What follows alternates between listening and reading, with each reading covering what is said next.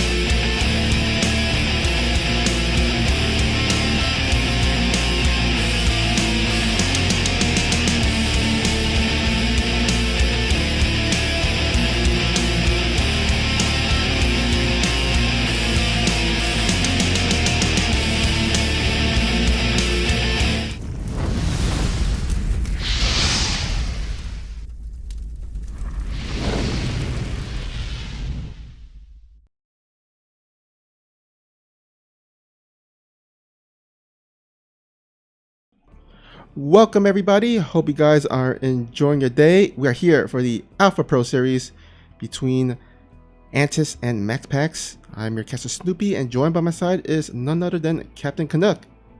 How's it going, everybody? I am excited for this. This is going to be a flippin' awesome game, and I am super excited to be casting with you as well, Snoopy. Yeah, I think we haven't casted for like quite a while together. It has been a hot minute, that is for dang sure. Alright, Alrighty. let's go ahead and ask the players if they're ready. The first map will be on Ephemeron, so that's the map we will be starting on. Excellent. And for those of you at home who don't know, this is a best of 9 where Snoopy or whoever, I'm guessing it was Snoopy, picked the first map and then loser gets to pick the following maps. There are no vetoes. We play through all the maps until they're all done. And if it goes to game 8 and or 9, we restart the map pool. But it is going to be a fun one. I don't know too much about Antis's play, but MaxPax is pretty legendary for his very aggressive builds and play style. What do you know about Antis, Snoopy? No, the funny thing is that I haven't catch much of his games in the past. For some reason, during, like, for example, MVP Cups or Alpha Pro Series, I don't really catch much of him. So I'm not. All I know is that he's a really solid player because he's usually around finishes around the top. But yeah, I'm not sure too much about his overall play style. Cool. Well, we are about to find out, guys. We have loaded up game number 1, and we are ready to rumble. Let's look at our first player in the bottom right. It's the green Protoss player from the EU server. Give it up for MaxPax. And spawning at the top left, we have our lovely Blue Zerg player from Alpha X. It is Antis. Is MaxPax on a team? Yeah, he's in MKers. Oh, okay. MKers. Nice. And oh, there we go. We've already got some spiciness coming on up. We got the gateway first, but followed up by the forge. This is, I've seen Goblin do this against Cyril. There's a few different follow-ups, but yeah, here we go. Antis immediately sending 3 drones down to start to defend, but the wall's going up. Snoopy, you play Zerg. What do you do to stop this? This is a hard positioning, especially since the wall up has commenced. You either make a bunch of spine crawlers and let the hatchery finish, or you just cancel the hatch and kind of play a little bit from behind, and I guess expand to third, your natural third. But this cannon rush is going pretty well for MaxPax. He's even got the gateway down. Although, yeah, he's got the full wall off, and oh no, that poor drone stuck inside. The MaxPax, oh, that was a little mean, letting the drone think that he had a chance at life and then trapping him in yet again. The cannon will finish, and the hatchery is under fire. Now, whenever I've done this, that cannon positioning is a little awkward because the cannon can be reached by a spine crawler and or queens from the high ground, but that second cannon is going to be the real nail in the coffin. And there's a third one coming up. This hatchery has no chance at life. The follow-up, though, is going to be a roach warren out of Antis. Yeah, he's going to go ahead and try to corrosive bow his way out. It'll be interesting to see if... Oh, no, actually, as I see, he's got the drones pulled off of gas, so he is not going to go for a quick lair. Sometimes you see some Zergs go for a quick lair and then into maybe some Nidus Worm play, but it looks like he's going to be content with taking his third and just making those roaches, turning them into Ravagers, and then just corrosive bowing his way out of the into the natural. Yeah, it doesn't look like he's going to need to commit much. He's already got his secondary expansion, I guess you could call it. Not really a true third, so he's not completely out of it. Going to be hitting a bit of a supply block here is Antis. That's going to be a little awkward for him for a while. For MaxPax, he does have a Stargate follow-up going on behind this, as well as an expansion. Now, the Goblin way of doing this is actually to get a ton of Phoenixes. You start with a couple Void Rays, clear out any scouting overlords, and then get a second Stargate, mass Phoenixes, and get some Zealots on the ground, potentially charge if you've got the money.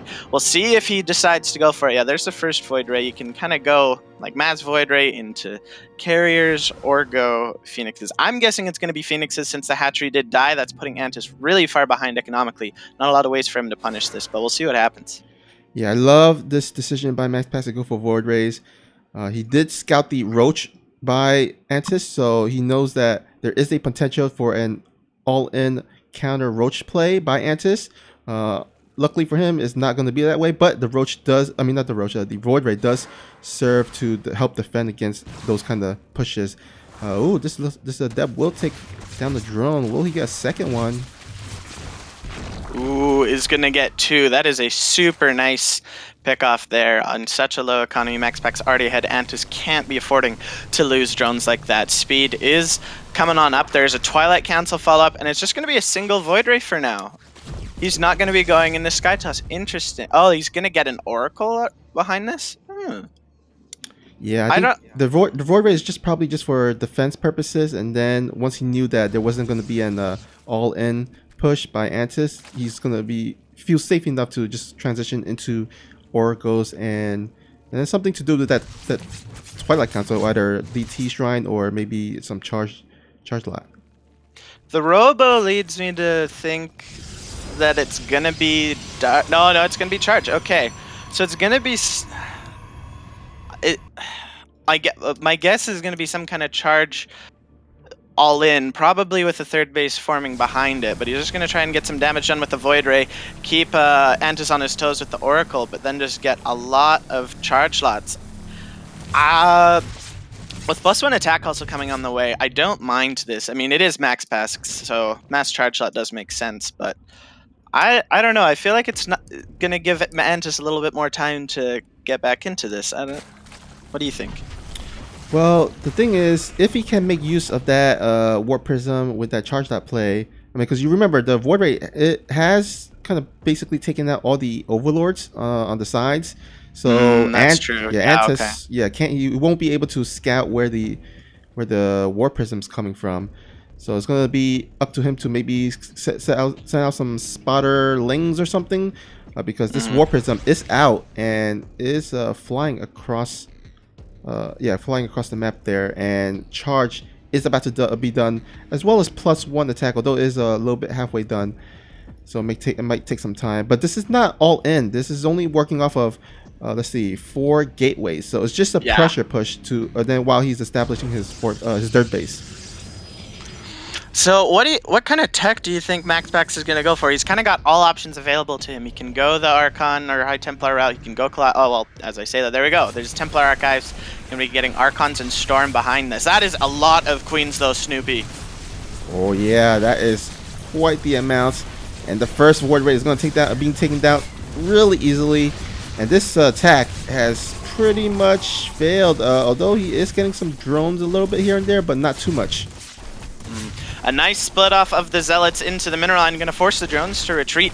However, the reinforcements from the Warp Prism, since Warp Prism did not get swiped by the Queens, are going to keep pressuring here. We've got some more Roaches being thrown into the mix to help deal with this, but that Warp Prism is still doing really well. The Oracle going to come in and try and zap down some more Roaches, but this might be just too much pressure. MaxPax not slowing down, continuing to warp in off of just 4 gateways. It might eventually get cleaned up here, but 10 more drones going down, Snoopy.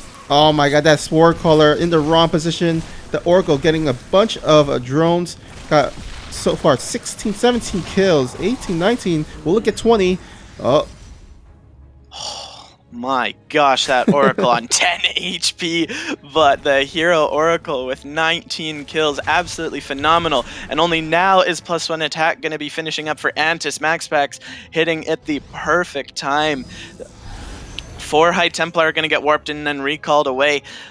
Storm has not started research, so it might just be Archons for now. We've got more Void Rays and Immortal production starting up. There is a bit of a counter pressure coming here out of Antis to try and return the favor of some damage. These probes actually are going to be going down. There's nothing over here to be able to stop them, and immediately this third base is going to be stripped of all mineral income.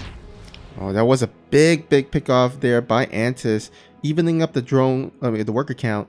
Now he's going to enjoy a 50 to 45 worker lead.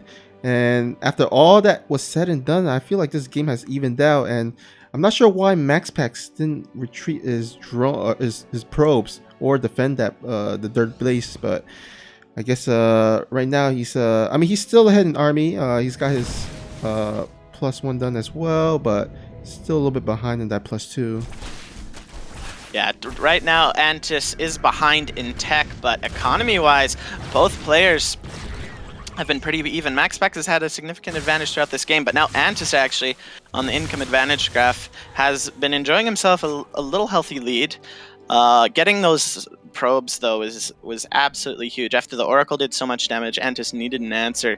MaxPax, his army was just out of position. He didn't respond. His attention must have been elsewhere or something, but now +2 attack is on the way, 4 gateways, Archons being morphed in, and against Roaches and Banelings, the Archons might be enough, but no more Immortals. We're just sticking at 3 Immortals for now.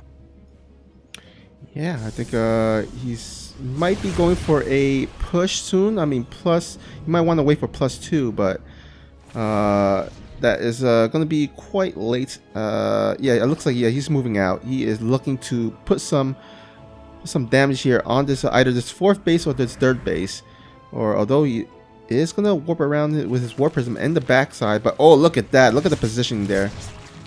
Oh, the Queens and the Spore Crawler not going to allow anything to go down. The Warp Prism maybe will try and tickle at this 4th base for a little bit, but no drones over there for them to zap up and melt. And there's some Ravagers now thrown into the mix. That Warp Prism actually going to get taken down by the Biles, and now there are no reinforcements here. However, that is a meaty Protoss force here, Snoopy, and I don't think that's enough Roaches. Oh, but the Baneling can get some good connections on those charge lot that might turn it around. It is going to be quite close. Oh man, Antis is just trying to make as much Roaches on the production tab. All he needs to do is hold off. Remember, the Warp Prism, like you said, got taken down earlier, so there is no reinforcement for the Protoss. That might be the might be the answer for him to hold this push. And oh man, but there's still 3 Immortals left. These 3 Immortals putting in work.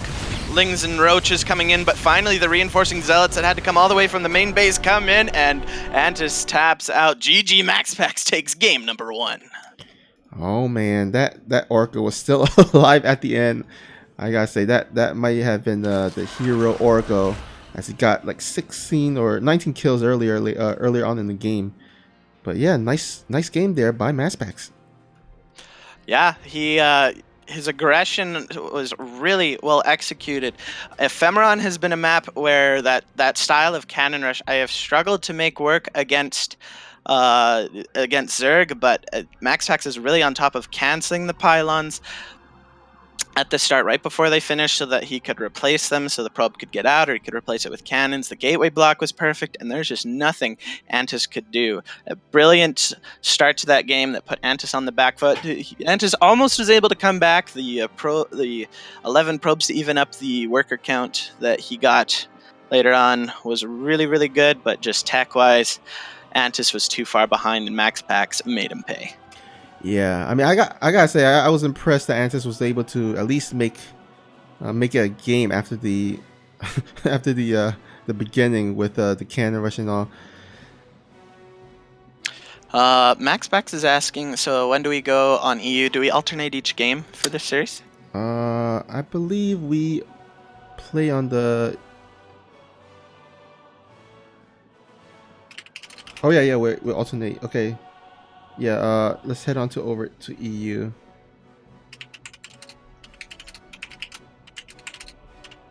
Perfect. Okay, we'll switch over there. But yeah, okay. So now here comes the question. We know MaxPax is aggressive. Are we going to see some kind of early game cheeky play every game out of MaxPax, or are we going to see a little more standard stuff out of him? I haven't watched him. I've just heard him always being that guy that is building stuff on your side of the map and making you hurt. You know what? I say maybe he should go to basically a standard game, because I feel like, you know, the first game he brought up the cheese. It kind of surprised his opponent. You know, why don't you just you know, you have a 1-0 lead, take it to a regular game, and then if he does lose this, then he can certainly go back to the cannon rush in the third game. That's how I feel, yeah. But we shall see, of course. I mean, a lot also depends on the map. Certain maps are better for cannon rushes, and some aren't. This is true. This is true. And since he gets to play on any map, any build that he has prepared for any map will work. But Antis is also Zerg, and there are some maps that are very favorable to Zerg getting funky, getting with it. Zen, for one thing, can be very, very annoying to try and deal with Saragon. As a Protoss player, I speak from experience. The amount of time I don't veto any map. I hate vetoing maps on ladder. I think it's important to play on all of them because in tournaments you can't always veto every map you want. So I try and get some experience. But man, there was one guy that I'm pretty sure actually for the beginning of this season where Zen was introduced, my first 6 or 7 games all spawned on Zen. And the first game of the season that didn't spawn on Zen, my opponent was named Zen. So it apparently was the map for me to play this season. But it's fun. I like it. I've been proxy hatched, but I've also found some creative cannon rushing spots. But instead of Zen next, we're going to be seeing Nightshade. Snoopy. Who's got the advantage here, do you think, map-wise? Let's see here. Nightshade, I feel like it does have some nice kind of choke areas that MaxPax can make use of force fields. Like maybe go for a timing push with a bunch of sentries. I could see that happening. That is true, though. If Antis can get some lurkers, I fear for MaxPax. Oh, yeah. Oh, lurkers are the bane of my existence right now. But guys, we have loaded up into game number 2. Let's get ready. In the top left here on Nightshade, in the blue representing Alpha X and North America, it is Antis. And spawning at the bottom right, we have our lovely green Protoss from MKers. It is MaxPax. Alright, Captain Canuck, I have something to ask you about some pronunciation.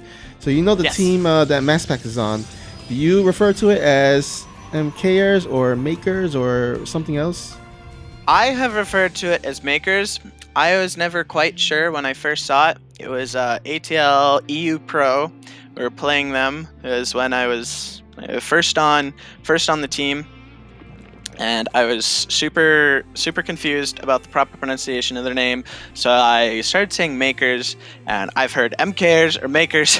I've never been fully sure, so I just kind of go with whatever the people around me are saying and hope that it works. Because I've never heard an official thing from somebody of what it is.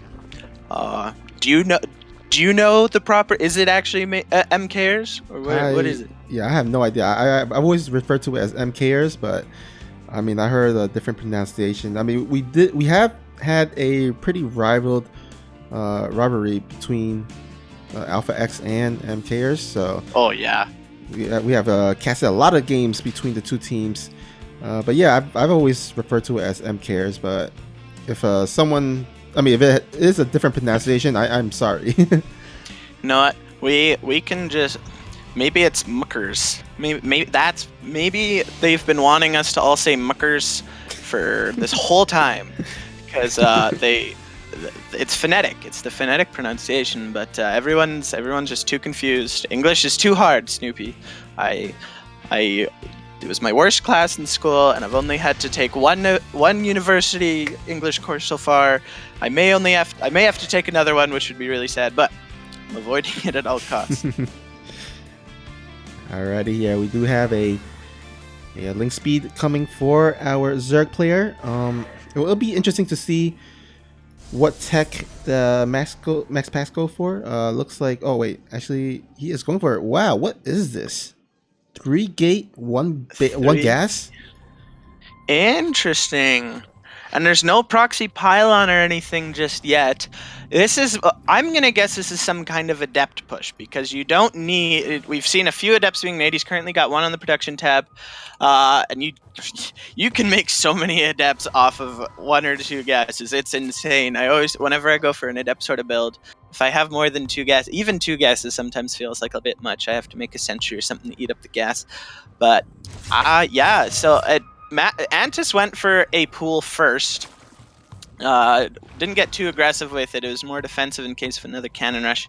Nightshade is a decent cannon rushing map. There's some funky blocks you can do behind the natural mineral line, but with speed done, yeah, there's more adepts being made. Warp gates finished. We'll see if Antis can sniff this out though, because with just Lings against Mass Adept, it's gonna get dicey.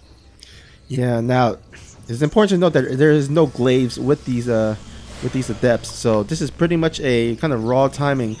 Oh, although looks like he is looking to expand here. Oh, will he get that probe? Ooh, the probe dancing around the adepts. The adepts will just be enough. That is a lot of adepts, though. 6 out there at this third base location right now. 8 in total are out on the map. MaxPax prepping for something, but with no Twilight Council behind this, this is looking to just be some kind of poking pressure. Hopefully there's a recall online, but oh, Snoopy, look behind this double Stargate. Ooh, I love this. This is kind of like one of those cheeky plays where you kind of fake the adept push, and then you just force a lot of lings, force a lot of those larvas to make a lings and maybe some drones, but he's gonna later on surprise him with a bunch of phoenixes. This is just to harass and kind of buy some time for him to get up his dirt and produce those phoenixes.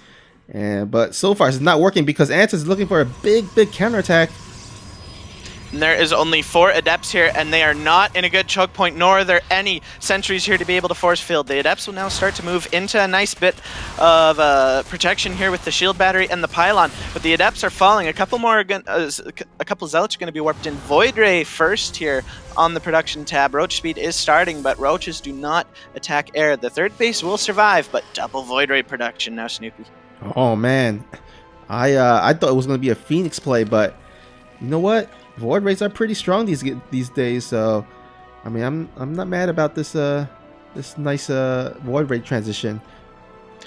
Void Rays are my absolute favorite unit in the game, so guys, you can sure as heck know that I am going to be watching the replay of this game many times and copying this build, because Void Rays, they get a lot of pain, they get a lot of flack for what people say is their uselessness. I disagree. I think they're very useful, very strong if used correctly. And MaxPax has had his Void Ray scouted, but Antis now getting a Hydralisk stand behind this. We got +1 air attack, but the adepts are still here. Antis has not been able to snipe them, and if they get an opening, if Antis lets his guard down for just a second, those adepts are going to come in and zap so many workers, Snoopy. Yeah, we do have four Void Rays out in the map. Looks like he's going to continue making those Void Rays, getting a 5th, and also as well as a Fleet Beacon. We'll see if he does go for the Void Ray speed or if he transitions into carriers. I think he could go either both. But the Hydralisk then has been finished, so Antis is going to start making those Hydralisks, although it looks like he is a bit of supply blocked here, unfortunately. Both players running to an awkward supply block. This is around the time that MaxPax is hitting a supply block is often a time I also hit one.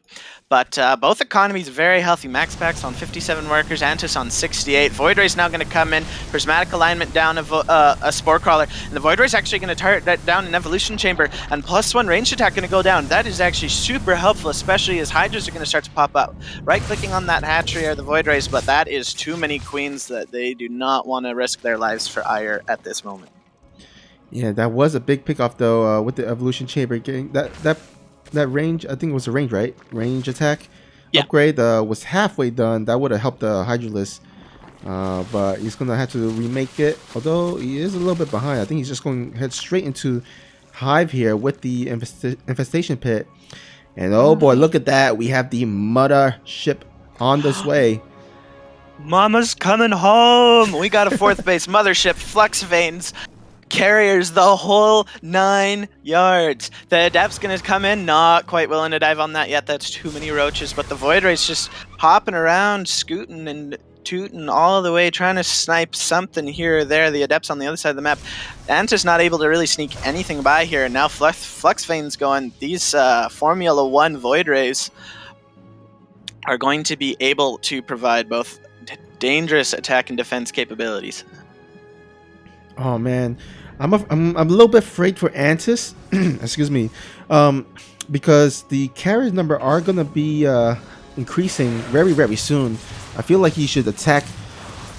His attack window is like right now, but it looks like he needs to deal with these adepts. These adepts are just sacrificial adepts, just to get as much drones as he is going full on air. Does get 2 drones, so nice defense there by Antis, but yeah, that carrier number. Let's see how many carriers there are. There's 3 right now, and oh no, there's 4, and still more on his way as more Stargate are being thrown down. Yeah, we have 3 Stargate carrier right now. One of my favorite PvC builds to go for right now. Get 5 to 8 Void Rays. Usually I try and get 6 at least, but I'm worse than MaxPax, so I need a little bit of extra help. And then just go triple carrier production now. He's getting, he's building some Zealots along with this, getting a Robo, as well as a Forge. I'm surprised he's not going for High Templar here, getting the Twilight Council as well as for Charge. But we'll see what the transition is here. We have a lot of Hydras out. You have to be super careful. MaxPax can't really move out with anything right now with that many Hydras on the map until he is maxed out. Antis, though, going to be getting Aspire to support this, as well as going to be getting Infestors. We see that from the Pathogen Glands on the production tab. So Antis is showing Zergs how to deal with Skytoss here, guys. You cannot just go pure 1 unit. You cannot mono battle it.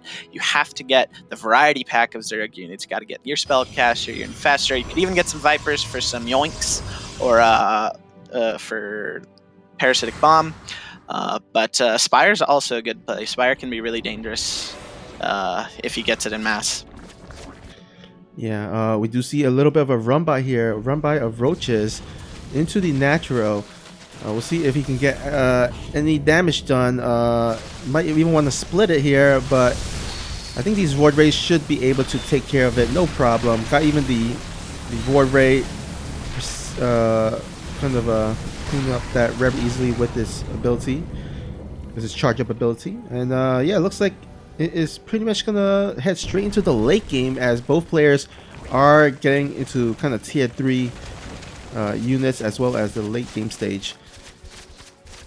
Yeah, we've got Infestors coming out, Neural Parasite and Burrow as well being thrown in. Going to be trying to do some sneaky mind control Neural Parasite tricks. Now, guys, remember, in the most recent balance patch, motherships were given the heroic characteristic, which means they cannot get Neural Parasited. So Antis cannot steal the mothership core and use it for his own benefit and own evil doings. We've got the Zealot run by here over at this millionth base here out of Antis right now. It's gonna get cancelled. I didn't want to count that high, but Antis is double expanding anyway, so it's all good. Yeah, math and StarCraft, you know, they don't mix. They don't. I have this little erasable notepad thing. It's called a boogie board, and I started using it on my stream for when I want to write stuff. But hold on, thought. Here we go. We've got MaxPax coming in for a big attack. It's maxed out army. There are a lot of Spore Crawlers here. Disruptors being thrown into the mix. Some nice splits here to Antis. Not quite engaging yet, just allowing the Spores to kill some Interceptors and die. So no real dangerous trades yet. But Snoopy, I don't think Antis has enough here. Yeah, it's looking quite dire. He only has a few Hydralisks. He does have a lot of Infestors with energy, but he's got to be careful not to lose them. He is making 7 Corruptors in the production, but he is supply blocked. No wonder. He's got to make 7 or like 7 Overlords on the production tab. And oh man, this is yeah, I think MaxPax might be able to take. What happened? A disruptor shot landed on half the Infestors that had plenty of energy. That is a huge hit. MaxPax just going to back off for now, let his Interceptors rebuild for a moment. There are a lot of Corruptors out right now, a total of 12 with only 8 Hydras though, and this is looking like it'll be the killing blow. Disruptor shots going in, going to slice down, explode the last few Hydras remaining. Oh my god. Neural Parasite coming in, but I don't think it's enough. The Infestors getting taken out, restoring the carriers back into MaxPax's control. The few remaining Corruptors are trying to go mothership, recalling reinforcements in, or something. I don't know. So a recall happened, but GG and MaxPax is going to go up 2-0. What a brilliant build order there. Oh man, that's my new PVZ build right there, guys. I dang, I like Snoopy. Sky Toss is really good. Well, you know what? After the big kind of patch where they kind of removed, or yeah, they basically removed infested Terrans. I mean, Sky Toss has gotten a pretty nice bump. So, especially combined with the fact that Mothership cannot no longer be neuroparasited. Yeah, yeah, it makes a really nice kind of a meta in today's game. Indeed. The infested Terrans being gone means that this is viable for Protoss again. Now, what a big thing to consider here, guys, is this isn't overpowered or anything. MaxPax hit before Antis was maxed out. Antis had his economy where he wanted, he just didn't have the units where he wanted. Plus, denying the +1 ranged attack did give MaxPax quite the upgrade advantage, which is very significant in this sort of engagement. The Spore Crawlers were nice. Now, if there had been more Hydras there, and had he not have to be splitting his Hydras as much, it could focus on knurling and fungaling with his infestors, I think that fight would have been a lot more even, and even potentially in favor of Antis, as fighting in a Spore Crawler forest with carries is super dangerous. We saw at one point a fungal go down on like 15 interceptors, and they all died between the Hydras and the fungal. So it's dicey, but MaxPax saw his opportunity and took it. For sure, for sure. All right, while these players are getting ready to make their map choices and all, why don't you mention or talk about one of our sponsors?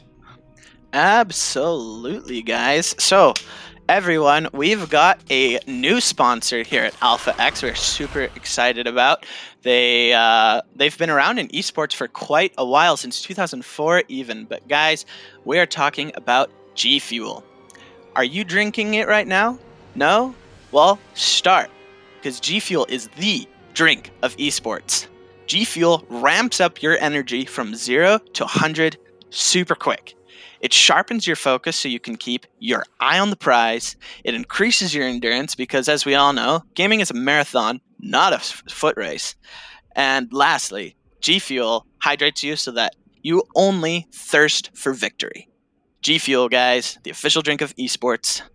Stay hydrated, my friends. Yes, stay hydrated. Let's go ahead into the lobby here.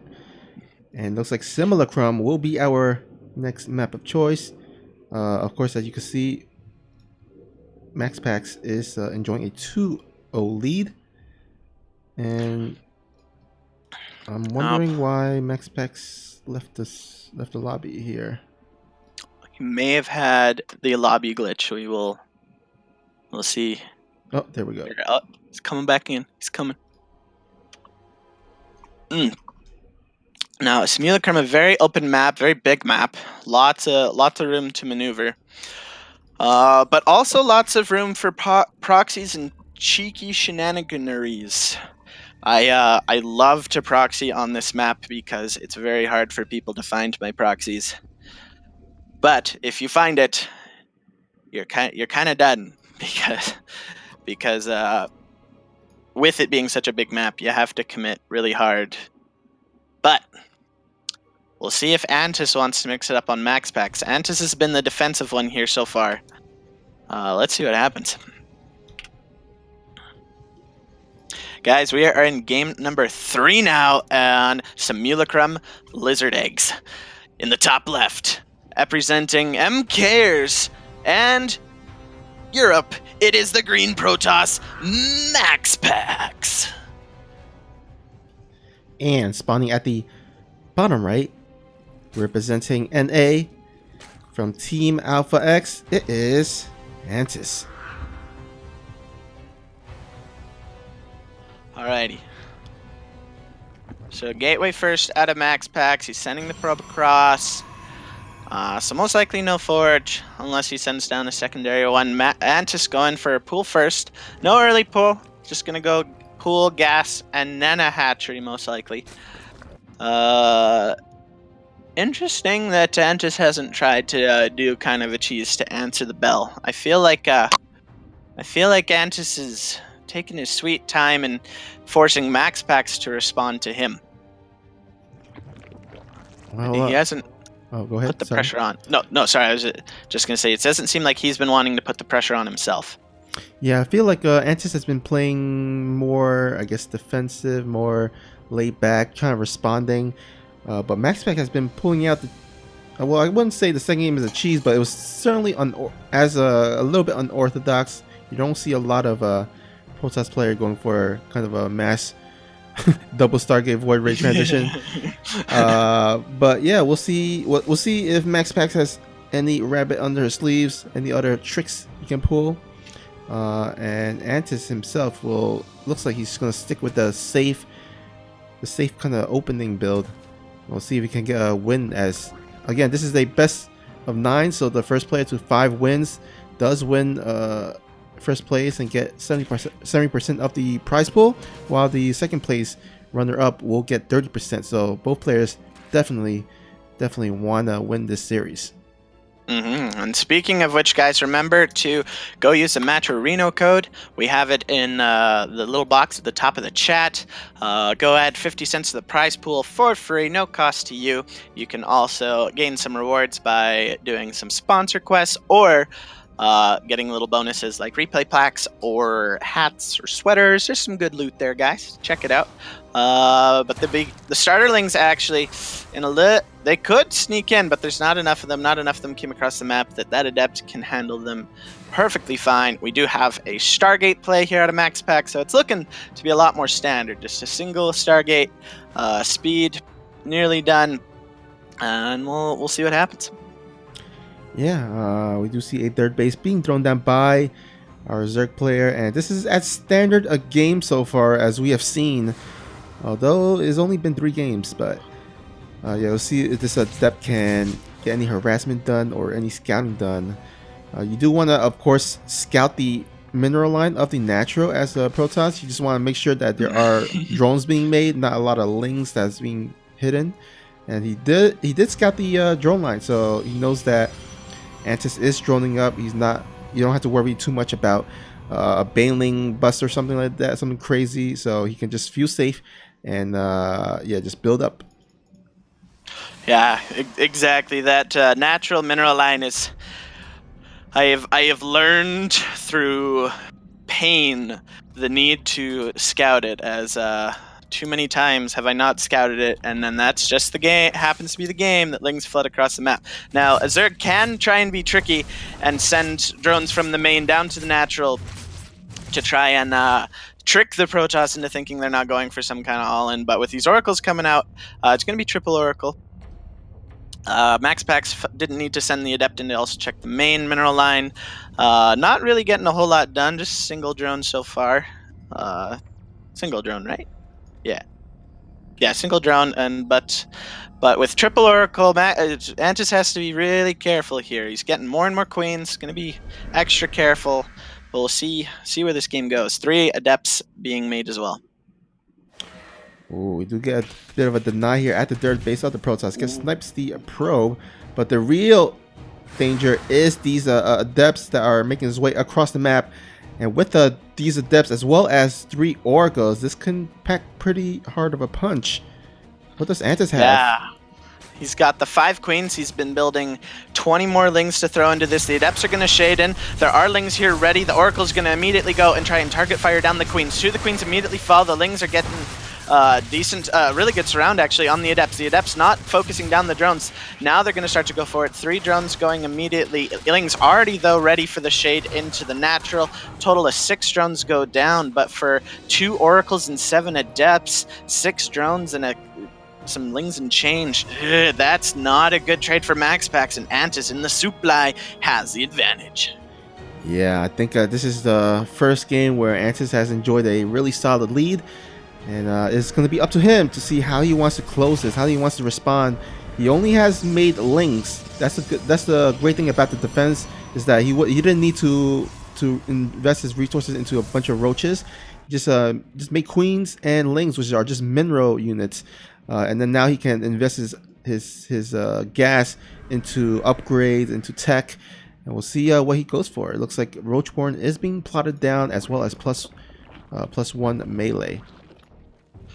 Yeah, it's going to be going for more Ling play here. He's getting a Roach Warren for some support, but just getting the 4th base droning up here. Antis not really in any worry of an immediate follow-up. Safe to drone for a while. We see he's getting Overlord speed and a Baneling nest. So Antis trying to sneak some Lings and nothing doing for now, but there is a Ling attack at the 3rd base of MaxPax. Ling's getting in, trying to get some drones, but nice force field's going to trap a few of the Lings, and with the shield batteries there, nothing goes down. Antis getting the door shut in his face. Oh, interesting. What do you think about this blink play that looks like MaxPax is going for?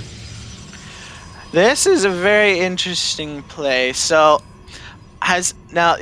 what I'm curious about, has MaxPax seen the Baneling nest? The Baneling nest is currently located at the 3rd base. MaxPax has not seen it. Now, I like the blink play because with the Banelings out, charge lots are not going to be able to do very much, especially with Baneling speed coming in. So Stalkers can kite, they can blink back, and you have a lot more micro and power potential with Stalkers against a Zerg army with Banelings. There's Overlord scouts, everything, sees what he expects, does see the Templar archives being chronoed.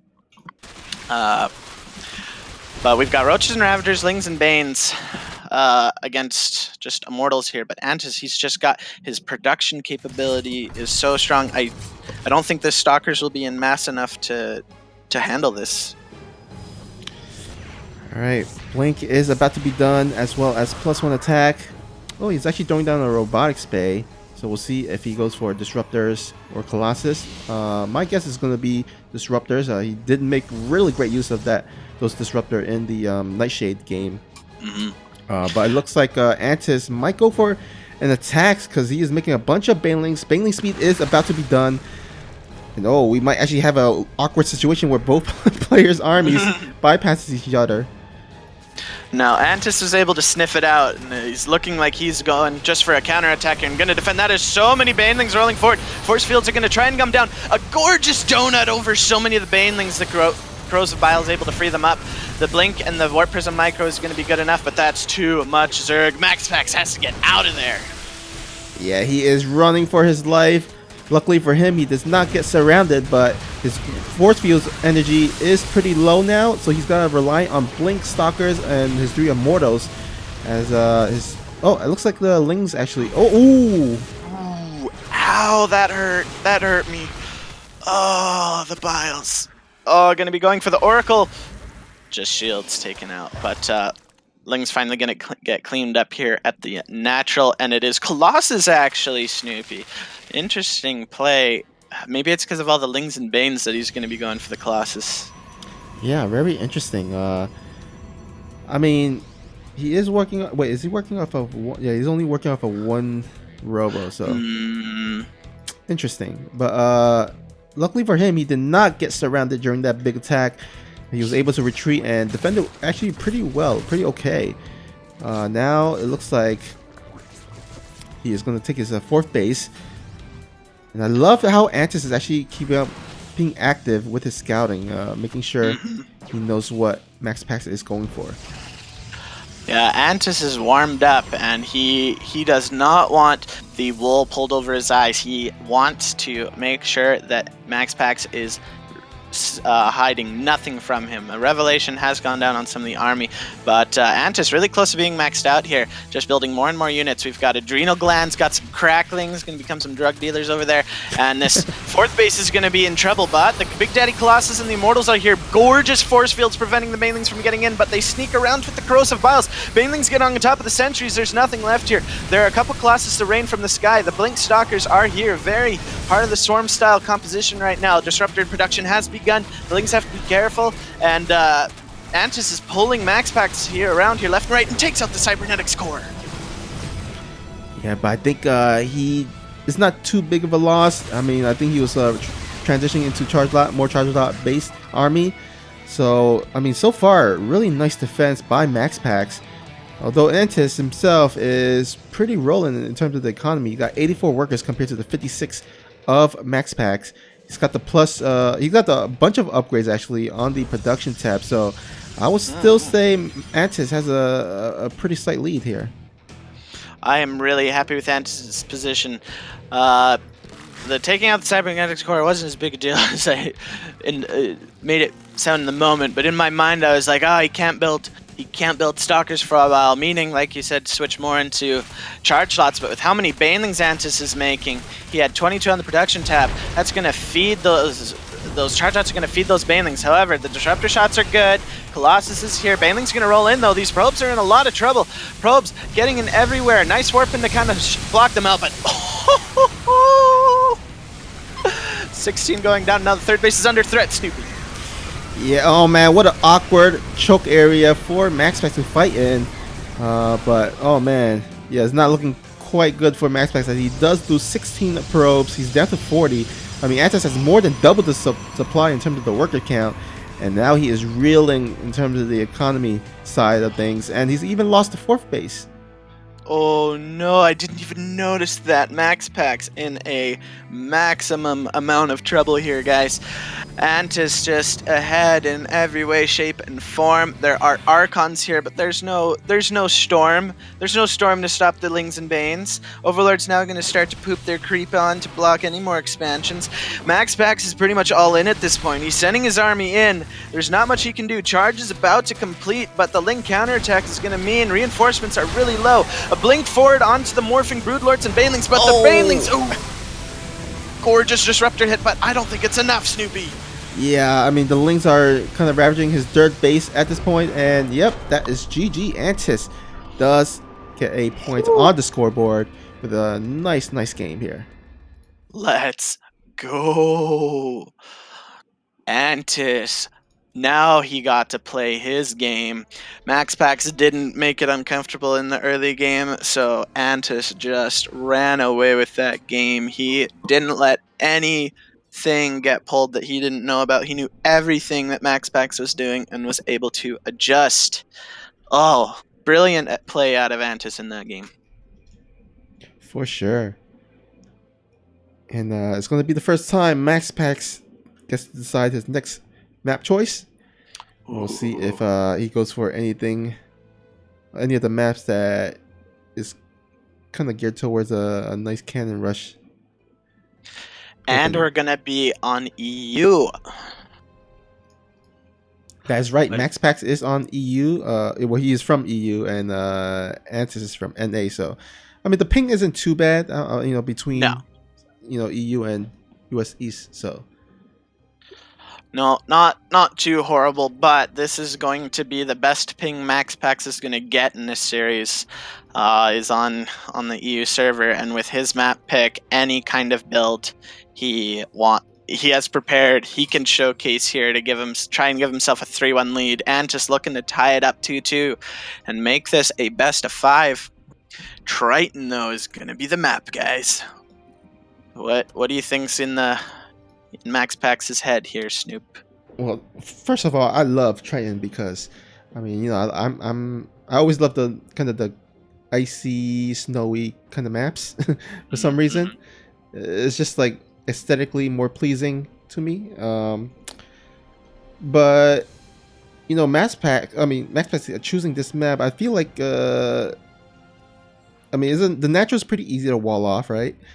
The dirt base also pretty easy to get to, pretty easy to establish. So, I mean, I could see, or you know what? Actually, as I think about it, it is one of the good cannon maps. So we might even see a cannon rush. That's exactly what I was thinking. This is a primetime cannon map. Plus, the way the wall off works, if I'm remembering correctly, you can get cannons down that can hit the natural that cannot be hit from the high ground by queens or spines. So MaxPax not sending a probe out just yet. It's not going for anything too early, but let's see what happens here. Guys, we're in game number 4 on Triton Limited Edition. Give it up in the top left corner for the green Protoss from MKers. It's Pax. Oh man, I'm already excited for what's about to happen. But before we get into that, here at the bottom right, we have our red Zerg player. It is Antis. Guys, there's a pylon on the high ground. That means cannon rush. Oh, only one thing, and this is super duper committed. The only more committed I think he can get is the proxy 2-gate forge out of parting, but it's pool gas first. But Max, that doesn't mean this cannon rush ain't gonna work. It just means MaxPax has to spot it, expect it, and know the proper response. But someone as cheeky and aggressive of a player as him, I'm sure he knows exactly what he wants to go for in this situation. And yep, there it is. But it is a perfectly defendable position. The cannon is hidden very nicely behind that gateway. The Overlord will spot it, so Antis can be prepared. But there's not a lot he can do about it as well. And ooh, stealing the gas, preventing a lot of Ravagers. That is a nice pickoff here from MaxPax. Yeah, but you know, Antis, he did get the earlier spawning pool. He's getting a bit earlier roach warren in the result of that. So I feel like he should be able to, at the very least, defend the natural, make sure that the cannons doesn't go up in the natural area. But once the robotics facility goes down and the mortals start pumping, you know, it starts to get dangerous. So you definitely want to make sure to shut that down within the next couple of minutes or so.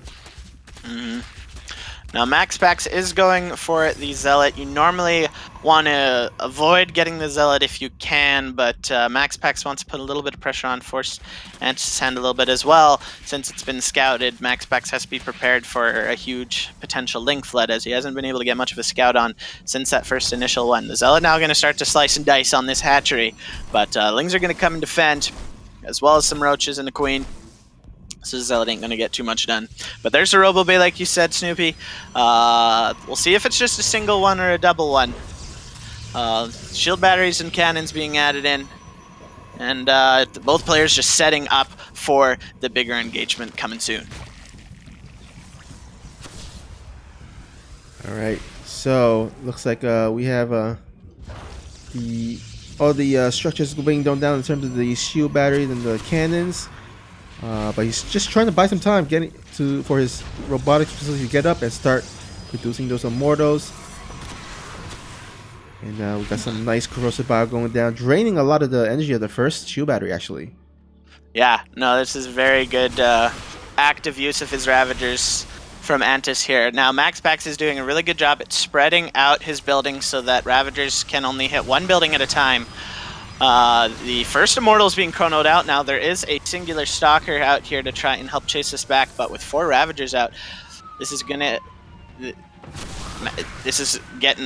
a nice little advantage here for Antis. Both players on 22 workers, Antis at 22 army supply, adding in some Lings here. No speed or anything as all the gas has gone to the Ravagers, but the first Big Daddy Immortal's out here. It's going to be a second Immortal instead of a Warp Prism second, so MaxPax really going to rely on his shield batteries to keep his units alive. But here comes Antis, though, with a big... Oh, deciding not to go for it. Ooh, this is a dangerous stance, Snoopy. Yeah, for sure. But he knows that the time is ticking. Once the robotics facilities start producing those immortals and the immortal numbers get high, it's going to be quite difficult, especially since he's heavily relying on roaches. So he's adding some speedlings. He's getting some more Ravagers from those weakened roaches.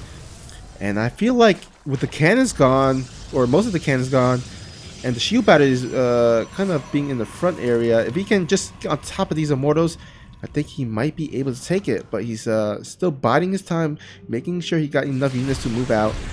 And here we go. And just before the Warp Prism comes out, the Warp Prism is about to spawn, but 2 of the shield batteries die to that many corrosive vials. The Immortals will now be able to get saved, though. No hull damage on either of them just yet. Now it's starting to... The Warp Prism Micro nearly getting one of the Immortals dead. Nice corrosive vials landing on a lot of things at once. The Queen's now coming in to try and chase out the Warp Prism. The Warp Prism doing its best to keep the Immortals alive, but that is just so many Lings and Ravagers, and they're able to take out the Robo Bay, and Antis is in a phenomenal position here, Snoopy. Yeah, once you pretty much break the front, that means the Protoss player has to remake all his structures back at home. He needs to make the either the robotics facility, or in this case, MaxPax is choosing to go for the Stargate. So he's going to pretty much transition to air, but one base air is just not that scary. Not in a PVZ. And a PvP, I find it is, but Zerg can make a few more units in the early game than Protoss typically can off of one base. So, the Warp Prism Micro is attempting to pick off as much damage as it can. MaxPax actually doing a really fantastic job with that, but there are enough queens that transfuses will go down, and MaxPax is going to have to circle around again. The probe trying to take out the forge to escape. Oh, that's so sad.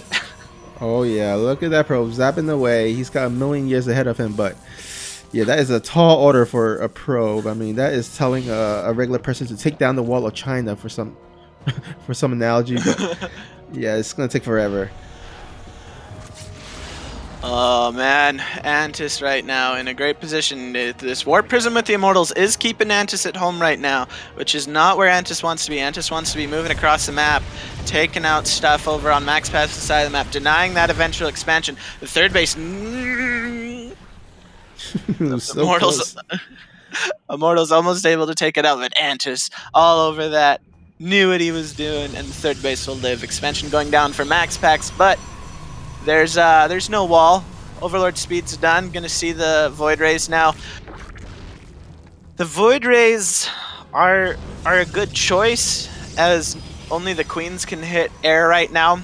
Now the Ravagers Biles can zone out the Void Rays somewhat, but this does mean that Antis doesn't want to move out yet. He's just gonna macro up for now, get some drones, get his expansion up, and does he? Speed is done. Okay, so. Wouldn't mind seeing a Ling Flood of some sort trying to take out the natural, but for now, Antis is just going to stay at home and get ready. What do you think the tech follow-up is going to be?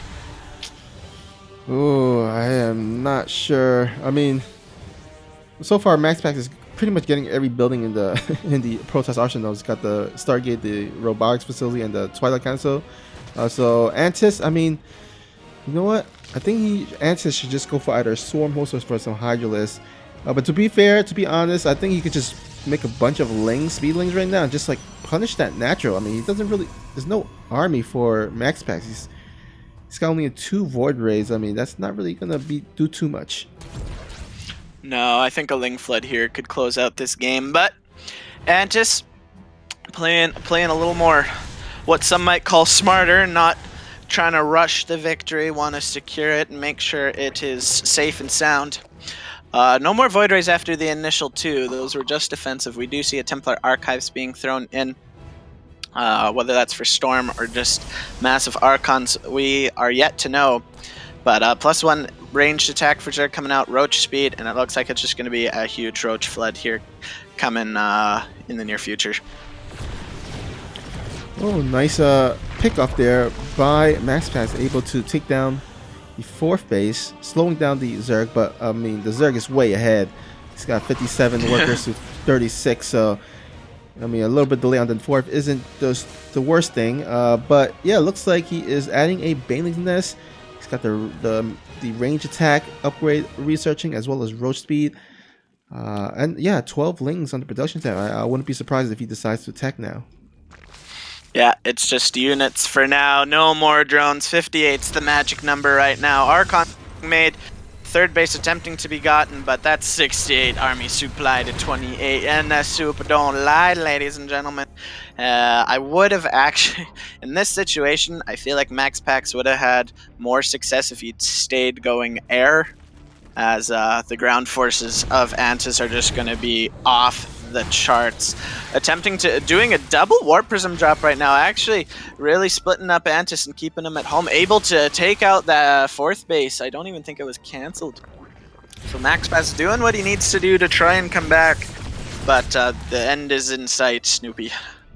Yeah, I really gotta give an A for effort for MaxPax, trying to make something happen, because he knows that if he sits back and does nothing, that it's going to be a really tough game to crawl himself back in. So he's trying to be active, making sure you try to take any damage on this hatcheries, get some harassment done. there's no anti-air yet so far, so he can just pretty much fly his Warp Prism around and around, keep Antis back at home instead of across in his side of the base. So yeah, he's got his dirt established. He's got his storm researching, so yeah, it's getting a little bit scary for Antis, but he's still enjoying a really large supply. But if he sticks with Roach tech for long enough, it might not be the greatest, because MaxPax is getting a lot of... Oh, actually, as I say that, he got a bunch of Roaches and Ravagers across the map, but these 3 Void Rays will push it back. Yeah, you have to be careful those Void Rays. MaxPax heard me apparently saying, just kidding guys, he didn't actually hear me, but he thought, hey, there's nothing that can kill my Void Rays. Let's get him. Storm is about to complete. We do have High Templar, so MaxPax making a name for himself. We do have Dropper Lords coming in, though, for the Banelings. And with this many Roaches and Ravagers, I mean, Antis not quite able to jump on it. He's respecting these Warp Prisms almost a little too much, I'd say. Just trying to make sure he doesn't die. MaxPax is a scary opponent. You don't want to throw the game in such a heavy advantage. Ling counterattack coming in. There are no force fields to try and deal with this.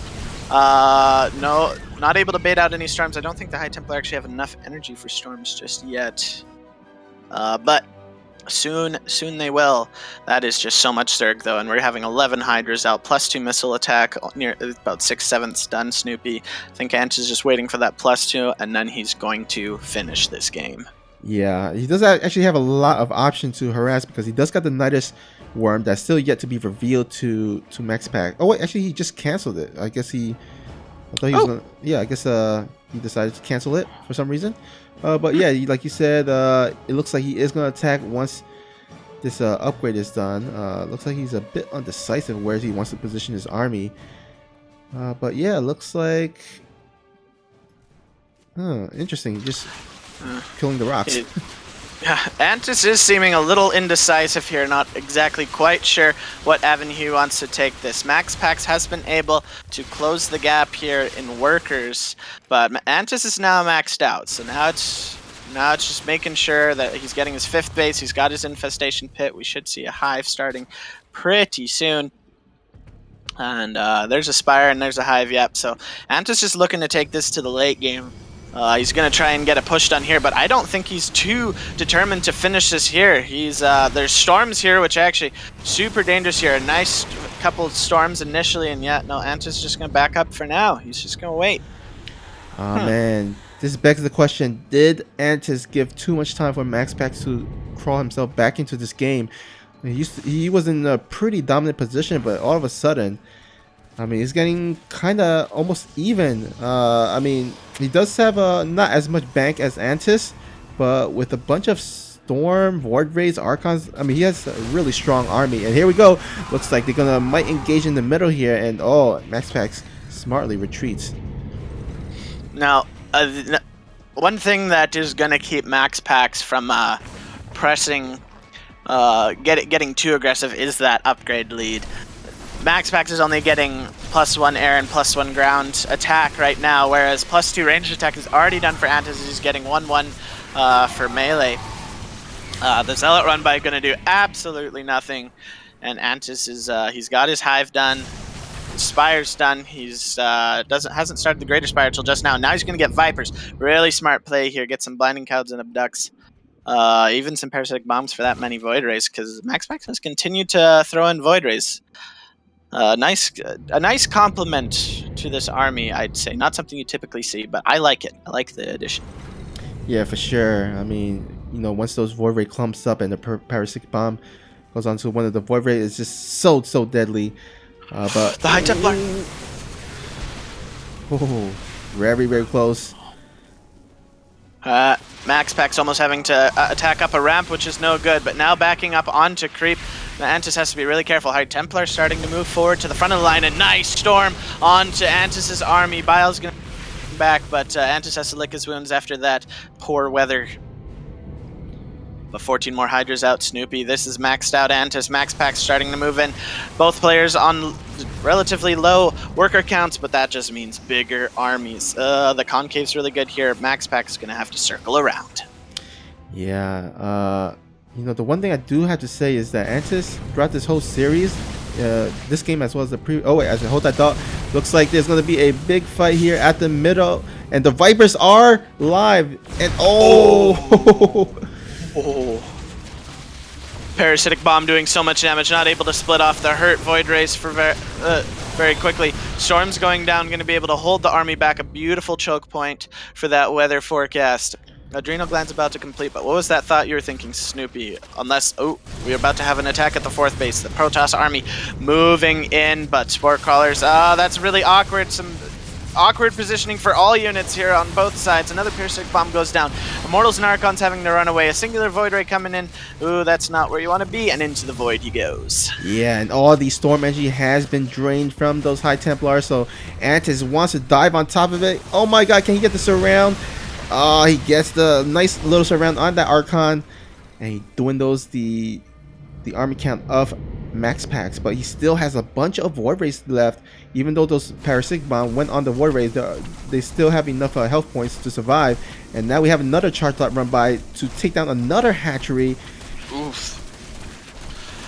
Yeah, MaxPax doing a really good job of doing this. I dislike, as much as I love Void Rays, I dislike the decision to keep making them. I think he canceled the one that was just being made. With the Parasitic Bombs out and the type of unit composition that Antis has, Void Rays are not useful. But we do have Corruptors on the way, as well as Pathogen Glands for infestors. We might even be seeing Broodlords in a little bit here with no Blink Stalkers and the Void Ray production stopping. It might be time, but ooh, Antis says here, we can both, two can play this game, and he's gonna take out the 4th base of MaxPax. Oh my god, does he have crackling on that? On those? Yep. Oh wow. I was like, that Nexus went down really quickly, so yeah, the power of cracklings and drugs. For those of you who don't know, Adrenal Glands is an upgrade for Zerglings that increases their attack by, I think it's at least 50%. That or it doubles it. 1 and 2. Ooh, nice feedback on the Viper, but oh, the High Templar, they have to be so careful. Oh, and here come the Banes, the Bane train. Okay, Broodlords is the follow-up. Okay, this, Snoopy, I know I said it before, but I'm calling it again. This is the beginning of the end. Well, I mean, MaxPax, considering the early game, it did look pretty dire. So, I mean, I wouldn't count MaxPax out.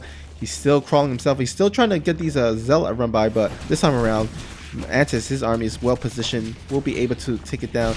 I did want to mention earlier in the game that, like, throughout the whole series, or thus far, Antis hasn't really done a spectacular job on the creep spread. And I think that has allowed MaxPax, especially in this game, to get those charge lot run bys, which has been pretty effective. And I would like to see Antis do a bit better on those creep spreads. But in the meantime, Broodlords are getting on top of these Archons. Oh no, is he actually going to engage here? Oh my god, that Parasitic Bomb once again. Oh my gosh. The AoE on both sides is absolutely disgusting. Antis looking to like he got the little bit better of the trade there. Antis has an incredible bank. Another Zealot run by going to go down here on the southwestern side of the map. There are enough Immortals and Void Rays here to be able to deal with this, but the Zerg army is going towards the 3rd base. MaxPax getting real low on available mining patches, and so his money's going to start to run out even faster. There are Zealots warped in to help deal with this, to buy some time for the main army to come back. That might just be enough. That's a lot of Hydras, but Archons and Immortals are very scary. Yeah, oh man, he doesn't want to lose this whole entire army. I mean, he does have a lot of high mineral bank, but not a lot of gas, so he can't afford to trade so far. But nice little Ling run by here at the 4th base of the Protoss. A nice little warping. We'll be able to save that. And both players just trading blows after blows. Yeah. Antis finally getting up to a normal drone count. He's been at 60 or lower this whole entire game. Now it's 75, building 13 more Banelings and 9 Hydras behind this. Gonna keep the small force here to keep MaxPax spread out and thinned out. MaxPax only at 51 workers, making double Void Ray production to help deal with the Corruptors and the Broodlords. Oh, these Banelings! And there are Banelings left over, because why the heck not? That army gonna get taken out, but this is the primetime position. Void Rays, Broodlords, Hydras, and Banes already here. That is so many Void Rays, though. there's not enough corruptors. There are 2 Vipers to try and help deal with that with Parasitic Bomb, but MaxPax down to 34 workers, Snoopy. Yeah, that mainly run by was so deadly. That might actually have been the game clincher there, as I mean, look at the worker discrepancy. That's not where you want to be.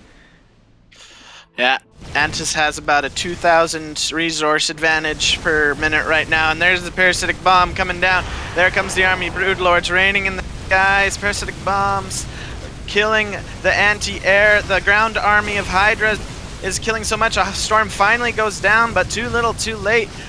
GG is called, and Antis is gonna tie this all up 2-2. Oh snap! We have ourselves a series, boys. Yeehaw! Antis being almost too careful in that game after shutting down the cannon rush so effectively, but he knew what he was doing. He was able to close the distance and secure the dub. Yeah, I mean, gotta give it up to Antis for not only well, actually, also gotta give it up to MaxPax for at least crawling himself, making that game longer than it should have been, because he was in a big out hole. of it, yeah. Yeah. Yeah, no, man. The Void Rays were the play for so long, but eventually it just was not enough. But you gotta play those. You gotta. MaxPax is willing to try it, and even just to get more info and throw Antis off somewhat. But Antis just, even without that creep spread, like you were saying, where he maybe wanted it, he was able to do it. Yep, and we're heading back into NA here. Let's see here. NA.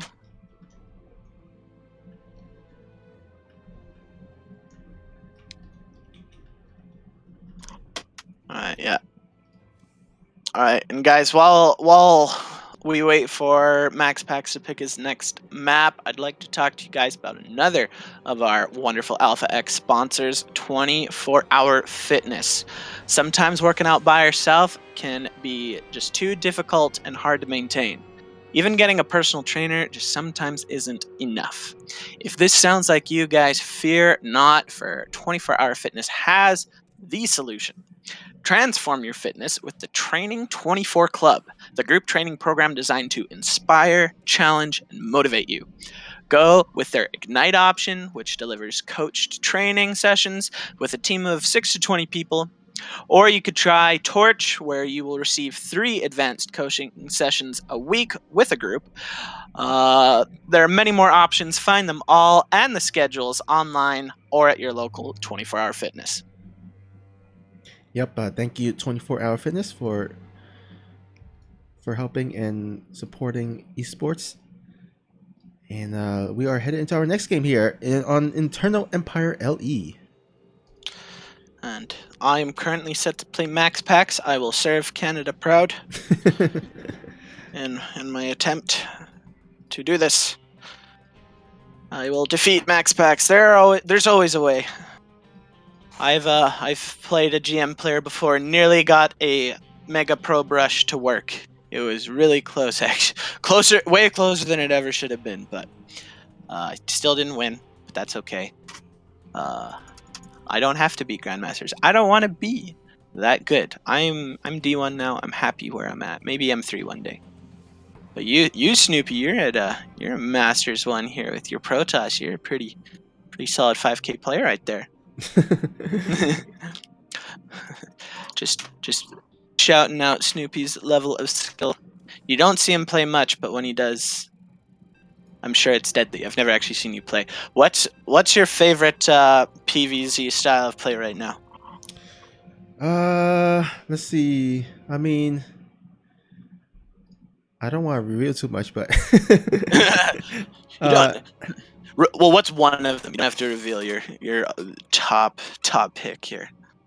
Well, I'd like to go for a kind of a 4-gate charge lot opening, and then, or actually expand and then into a 4-gate charge lot opening, and then transition into either a 2-base push or just expand to the dirt. Nice. I like it. I've been doing a lot more Sky Toss. It's my favorite, and it's got me back up to about 50% PVZ. So I'm pretty happy there. Nice. But guys, here we go. We're ready. Game number 5 of this best of 9. We're tied 2-2 between these two fantastic players. Let's introduce them in the bottom left here on Eternal Empire. Laser Eyes. It is the green Protoss from MKers. Give it up for MaxPax. And spawning at the top right, managing to win the last 2, looking to get the lead for the first time in the series. Can he do it? It is Antis. Now, Antis and his antics have adjusted properly. First game, he went hatch first. He has not since made the same mistake. He's going pool, gas, hatch. Now, it puts a little bit of your economy slightly behind, but the payoff in terms of safety against a player like MaxPax is definitely worth it. And you can always go into a cheesy, quick all-in if you so choose. MaxPax this time, though, just going to be going for core first. Not putting anything across the map just yet. No kind of proxy play super early on, but MaxPax now. Antis, it feels like Antis almost has him solved. He's like, okay, yeah, you got me the first 2 games, but I shut you down game 3 and 4. Now both players kind of, neither of them truly have an advantage over the other. This is a really important game for the momentum in the series. I don't have a call. I don't know who's gonna win this. Well, what do you think about this play here by Antis, making actually 6 lings? Usually you see a lot of Zerg go for like maybe 2 or 4, but looks like he's extra committed here with the 6 lings. I've noticed him do the 6 lanes in multiple games this series. I think it's just a couple of extra safety links because he sends 4 across the map to check and see. It's a lot for scouting.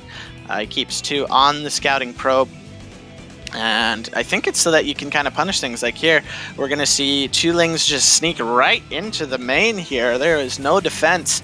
Just a super fast Stargate with a Stalker. No Warp Gate even being researched just yet. The Stalker's going to come and be able to clean up the lings, but they get the full read on the situation, but it's Phoenix first.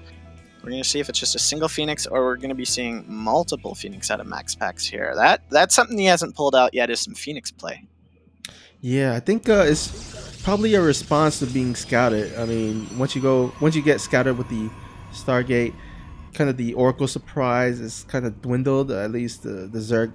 I mean, at this point, a lot of Zergs has faced the Stargate Oracle opening so many times that they know the timing. They know when to make the spore callers. They know when to position their queens at the natural or at the mineral line.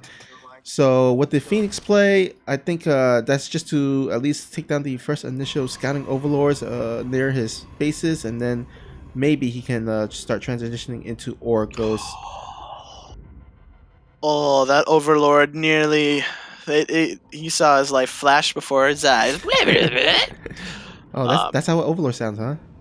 Yeah, no, it's I study Overlord in school. Actually, it's a class. It's an elective, but you know, it's pretty fun. It's pretty fun, you know.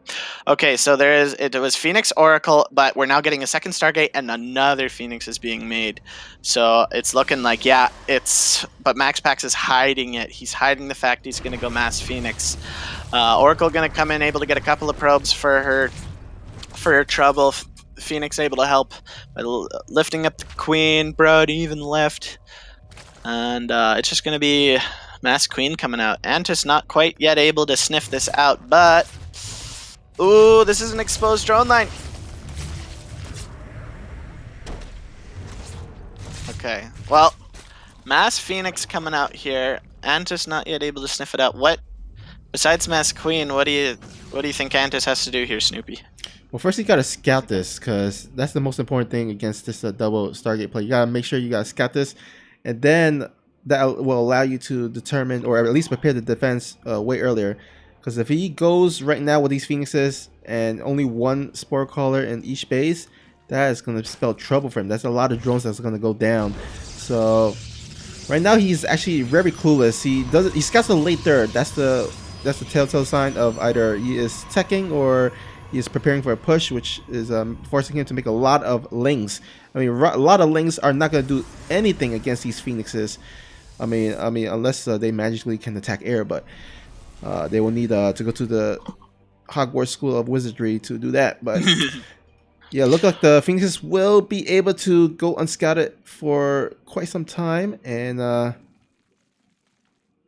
Queens, though, are magically in position. Here we go. Phoenix is going to come in, but that's just so many Queens, Snoopy, and they're going to immediately chase those Phoenixes. Yeah, that was huge. If you can delay the Phoenix harass with the Queens, and that should at least allow you to some time to start putting up some extra spores, maybe even throwing some Hydrostan. But it looks like he is going to go for the Spire instead. Interesting. Okay, one of the Queens is going to attempt to get sniped. Phoenix is going to have to get out of there, and actually one does fall. MaxPax getting absolutely nothing done with these Phoenixes. The longer this goes on, the more painful investing in so many Phoenixes is going to be. They're going to swing into the main. There's double Spore Caller here. Some drones will die. Question is how many. Oh, actually, this is a really good spot with the Queen so far out of position. This whole mineral line, 9, 10, 11, 12 go down. A couple Phoenixes do fall, but that's the kind of damage MaxPax was looking for. Yeah, for sure. Especially since the Spire is halfway done. Once the Corruptus comes out, it's harder to make use of those Phoenixes and being able to take down so many drones. But as I say that, look at the worker count. Antis is still not doing too shabby. Nope. Besides the Phoenixes, there's no danger to Antis in his droning capabilities. He has got 5 more on there. Going to be going up to 72 here, guys, just before the Spire completes. He is on a healthy economy, to say the least. MaxPax is on 3 bases, so he is going to be able to not completely get overwhelmed. But it's unit production time. Antis building Corruptor Roach. Here is his unit composition. And I'm liking Antis's position. Yeah, I mean, he did suffer a couple of drone loss because of the Queen kind of being out of position. But he's done a really nice job just droning up. Hasn't really had to make too much units. And it looks like interesting, though, that he is sticking with roaches. Getting the roach speed, committing to the range attack. But I guess it's just in time for these charge lot timing push. And I don't see this doing anything to Antis. No, the Transfuse is coming down on the Corruptors as the Corruptors deal with the Phoenixes. Phoenix is too distracted to lift up anything right now. Everything on the ground is going to get cleaned up, and most of the Corruptors have died, but there's still a nice army of Queens on the ground. Void Rays and Flux Veins being produced now. Templar Archives, as well as 7 Gateways being thrown in for MaxPax right now. But the economy of Antis is so strong. 9 Corruptors being made right now. Antis building up his bank so that he can just get that flood going. Curious to see how much he commits to any one particular tech. He's seeming to kind of wait, maybe get a little more scouting information before truly committing. He's banking up some money, but we'll see. It's going to be Lings. Okay, he's going to try and do Corruptor, Roach, Ling, Bane in a standard unit composition. Yeah, well, you know what? So far, all these attacks, these harasses by MaxPax, although he's getting a little bit here and there, hasn't really done too much. And this is going to allow Antis to just pump up a bunch of army here, and he is looking to attack and put the chokehold on MaxPax. Oh, nice stasis ward though. Catches a bunch of links. Yeah, that's especially with that stasis ward. Even without it, I don't that Antis wants to take, but that is a very quick and mobile army. The Corruptors are going to have to fight. Antis in actually a lot of trouble here. He does not have enough ground forces, and the air is going to shred through those Corruptors with those Void Rays with +1 attack. The Corruptors having to run away. The Ravagers kiting through the Zealots actually very well. There's not a lot left in terms of ground forces for MaxPax, but he does have the Archons, and he's just going to chase Antis all the way. He's got to be careful, though. 23 roaches on the production tab, Hydrosten coming in, and MaxPax can't push too far. Yeah, that was a little bit of an overextension there by Antis, but I mean, he's built himself a lead that he's able to produce units. The question is, will MaxPax overextend onto this side? And oh man, all the road rays getting taken out. A bunch of Archons still left over, but these roaches should be able to finally clean them up. And he holds. Oh, MaxPax, buddy, what are you doing? You are fighting in the worst possible spot. The Roach is able to get a really nice bunkered in location. The Archons and Zealots not able to get on top of most of them. No surround possible. There was even a Spore Crawler that was participating in a lot of that fight for the Void Rays. And there's enough Corruptors that the Void Rays just didn't have enough. And now Antis with the supply lead in both Workers and Army. 83 Workers. Hive on the way. Baneling's Bleed. +2 air attack. +2 ranged attacks already done. Lings and Queens and so much more are on the way. Antis in the spot he wants to be. Yeah, I mean, especially since MaxPax lost a bunch of high-tech units, that is really, really difficult to replenish your that type of army. And he didn't have a bank to start off with, so I mean, you look at his army right now, it's not as scary. He's got 4 Void Rays, still making Void Rays interesting enough. But I think once Antis go for some Vipers, get some Parasitic Bomb, that is going to render the Void Ray useless. The one thing I do, again, once I mentioned it the other game in the Triton, is that Antis hasn't really done significantly well in terms of the creep spread. So that's going to allow, I guess, MaxPax to maybe get some counter harass done with charge lot run bys or something, but looks like he's going to stick with Void Rays, Archons, and he is researching Storm, so he's going to try to buy himself some time to get the Storm out, at least to help in the fight. But look at that charge lot run by at the left side of the map. Interesting enough, the Overlord does scout that, so luckily for him, Antis will be able to clean that up rather easily. Yeah, a bit of a fortunate Overlord positioning here, but an interesting thing to note on Antis' creep spread, guys, is he does it with a single creep tumor. Normally what you see other Zergs doing, particularly Scarlet, she has her creep queens, and they are just going and spreading just mass amounts of tumors. There is tumors just everywhere, but Antis is just doing a single creep tumor at a time, just like a little conga line of creep tumors. So it's more efficient in terms of queen energy, but not as effective in quick creep spread. So that's a bit of a reason why I think it's a bit slower. But if it works for Antis, it works for him. It's if he's willing to deal with the consequences, I guess. Well, the odd thing is that he does open with a lot of queens in the beginning, and you would think that would result in a lot of creep tumors, but he's decided to just save the energy for transfuse and stuff. And I mean, in this series so far, I feel like it's been the better call. I wouldn't say it's the exact right call, but it has been better because he has been using those transfuses very effectively. He has not let the queens bank energy for too long. There's been plenty of situations to use it, but both players maxed out right now, so this is where we get to see both players really truly shine in their ability to control their units. Yeah, once you get to the kind of the mid to late game, it gets much harder in terms of managing your economy, managing your bases, as well as producing your army, making sure you got enough kind of mechanics to control multiple groups of army. And oh, we have a nice little split here. Oh man, the Banelings does get stormed, so no more Banelings, and that is gonna force Antis to retreat for the moment. Yeah, Storm is so good at dealing with Banelings, guys.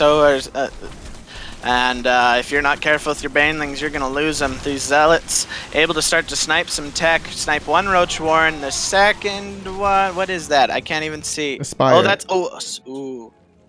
Fortunately, Antis has 2, so it wasn't the end of the world, but the Greater Spire's done, and Broodlords are now on the way, but that's all a Sky Toss, and the Storm is so good. Oh, this is very awkward dance for Antis right now. MaxPax, though, not getting the most efficient of trades. Running out of storms here. Antis trying to get us around here, but Interceptor's actually really low here. Now the Broodlords can join the party. The ground forces are going to be in a lot of trouble. Backing up into the protection of some Spore Crawlers. MaxPax being very cautious here of how he engages. And that's actually a pretty, almost meager force there, Snoopy.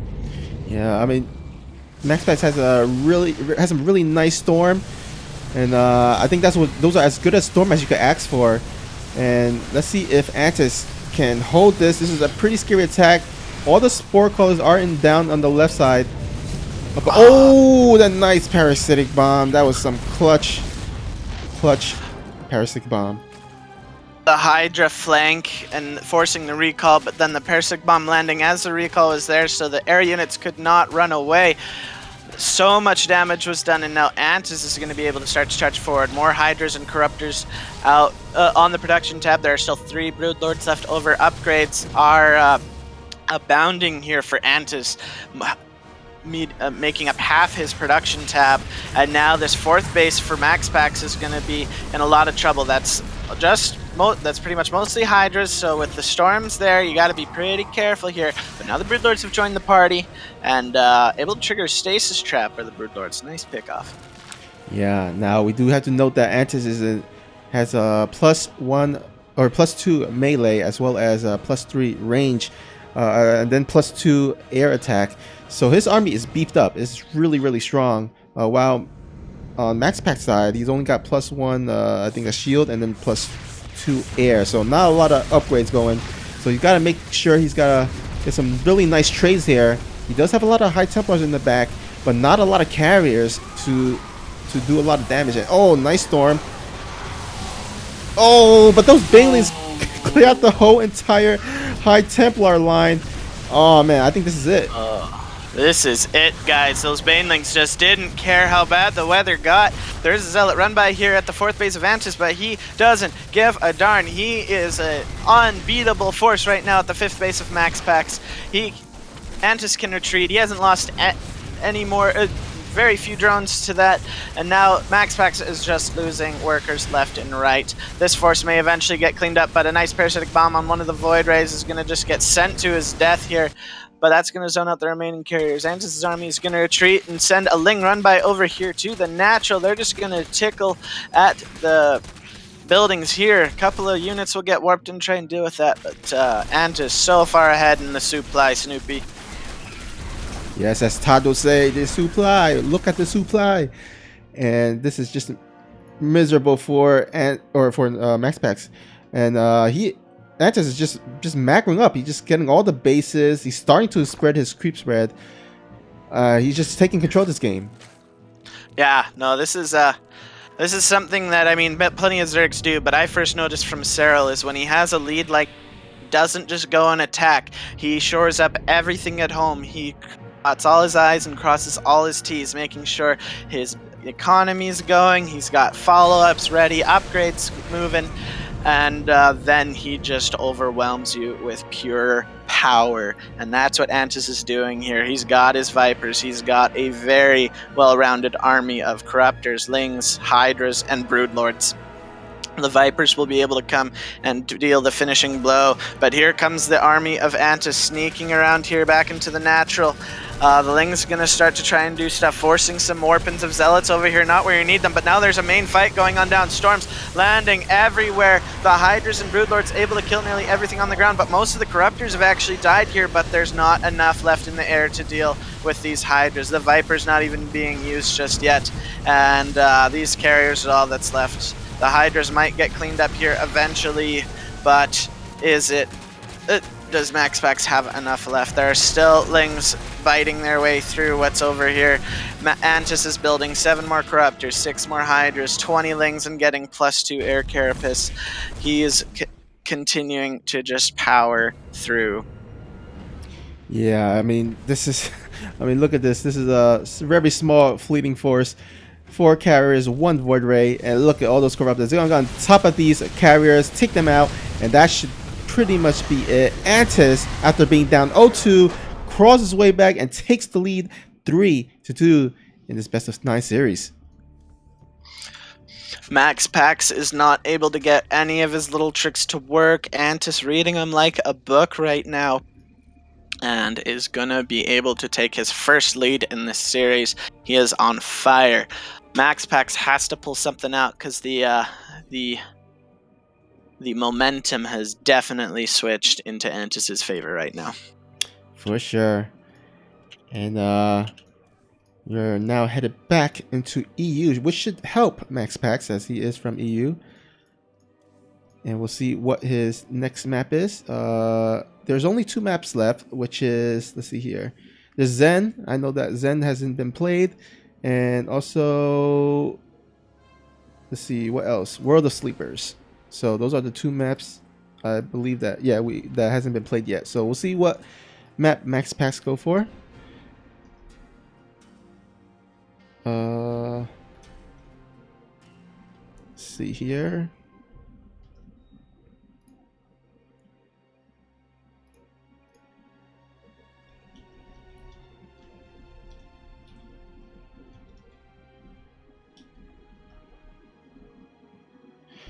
As we head back into EU here, let's see if the players needs a break, because we're heading into our 6th game here. Yeah, it's a lot of playing, game after game after game, and these last few have been 20-minute games, so it ain't a short time. But these guys do play a lot, so you got to build up a good endurance. It'll build up some good endurance to play at this level. Antis isn't good, and MaxPax just says World of Sleepers. I'll sleep during the game. Oh, no, he needs a break. Okay, 2-minute break. Awesome sauce. Okay. I also need to go fill up my water bottle as I am out of water. So, we'll take a 2-minute break, guys, and we'll be back with you.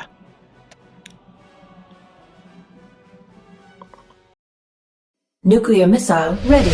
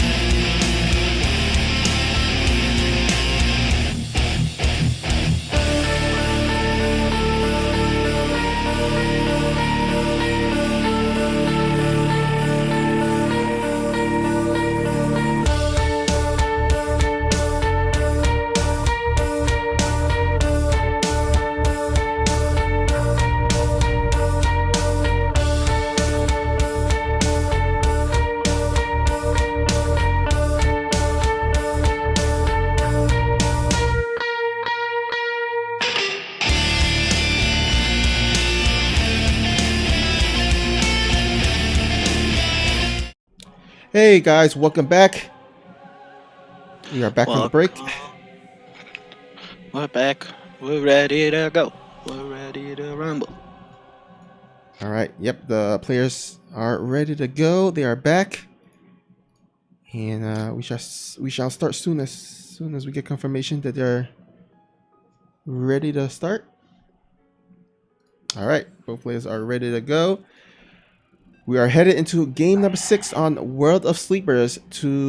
After this we play our last map if it goes to the. Oh yeah, actually this 3-2. So we're definitely gonna go play our next map, which will be on Zen, and then the map pool will reset. So we'll see if Zen will be the last map or if they can extend it. We got this, guys. We got to see who can take the advantage. If Antis can put things on match point, or can MaxPax knot it up all over again. This is a critical game in the way of momentum, guys. In the top right here of World of Sleepers on Louisiana Estate, it is the Green Protoss MaxPax. And spawning at the bottom left, we have our red Zerg. It's from Team Alpha X. Can they extend his lead to 4-2? It is Antis. And there we have it, the same early pool opening by Antis. I think he's gotten kind of the hang of how MaxPax want to play. And so far, It's been pretty good. Yeah, no, Antis hasn't been trying to pull out any fancy builds here. He has been playing completely reactionary, very comfortable with just letting MaxPax decide which way he wants to go, and then countering it. His scouting has been really good, and MaxPax has just not been able to find any holes in Antis's play. Yeah, I think in a best of 9 series like this, because it's such a long series, you can kind of at least sit back in terms of the first few games and kind of just get a feel of your opponent. And then for someone like MaxPax who may want to actually bring out some more cheesier plays, it could probably work in like maybe a best of 3 or maybe even the best of 5. But as the series goes longer, I think it kind of favors the player that is just overall better, or kind of a more macro-oriented player. Yeah, and I think that's honestly a great counter to MaxPax as a player. He's very good at very strong in the weird game, but Antis just has that advantage in the macro, and so if he can force the macro game, Antis has the advantage. He's proven that by winning the last 3 games in a row. Now MaxPax isn't at the MMR that he is without being able to play the macro. So he's gonna go for a Stargate opener again, just normal PVZ, boring kind of thing. But these lings, the Adept has to be so careful here. Now MaxPax is opening up Adept, so it's looking like we're gonna be seeing some Adept support here for the Oracle that's gonna be coming out. But Snoopy! Oh. Yo, no third base. It's a Nidus and the lair. When did that lair come in? We just completely missed it because we were just so focused on that. Oh my god. Antis is like, if you can't pull out cheese, I can't pull out cheese as well. Bruh. Alright, Antis getting ready to slap it down. He's got Overlords in position now. There is a Void Ray coming out here, but the Lings are going to force the Adepts to get in a very defensive spot here. Now, MaxPax, he has not seen it, but he hasn't even seen the lair.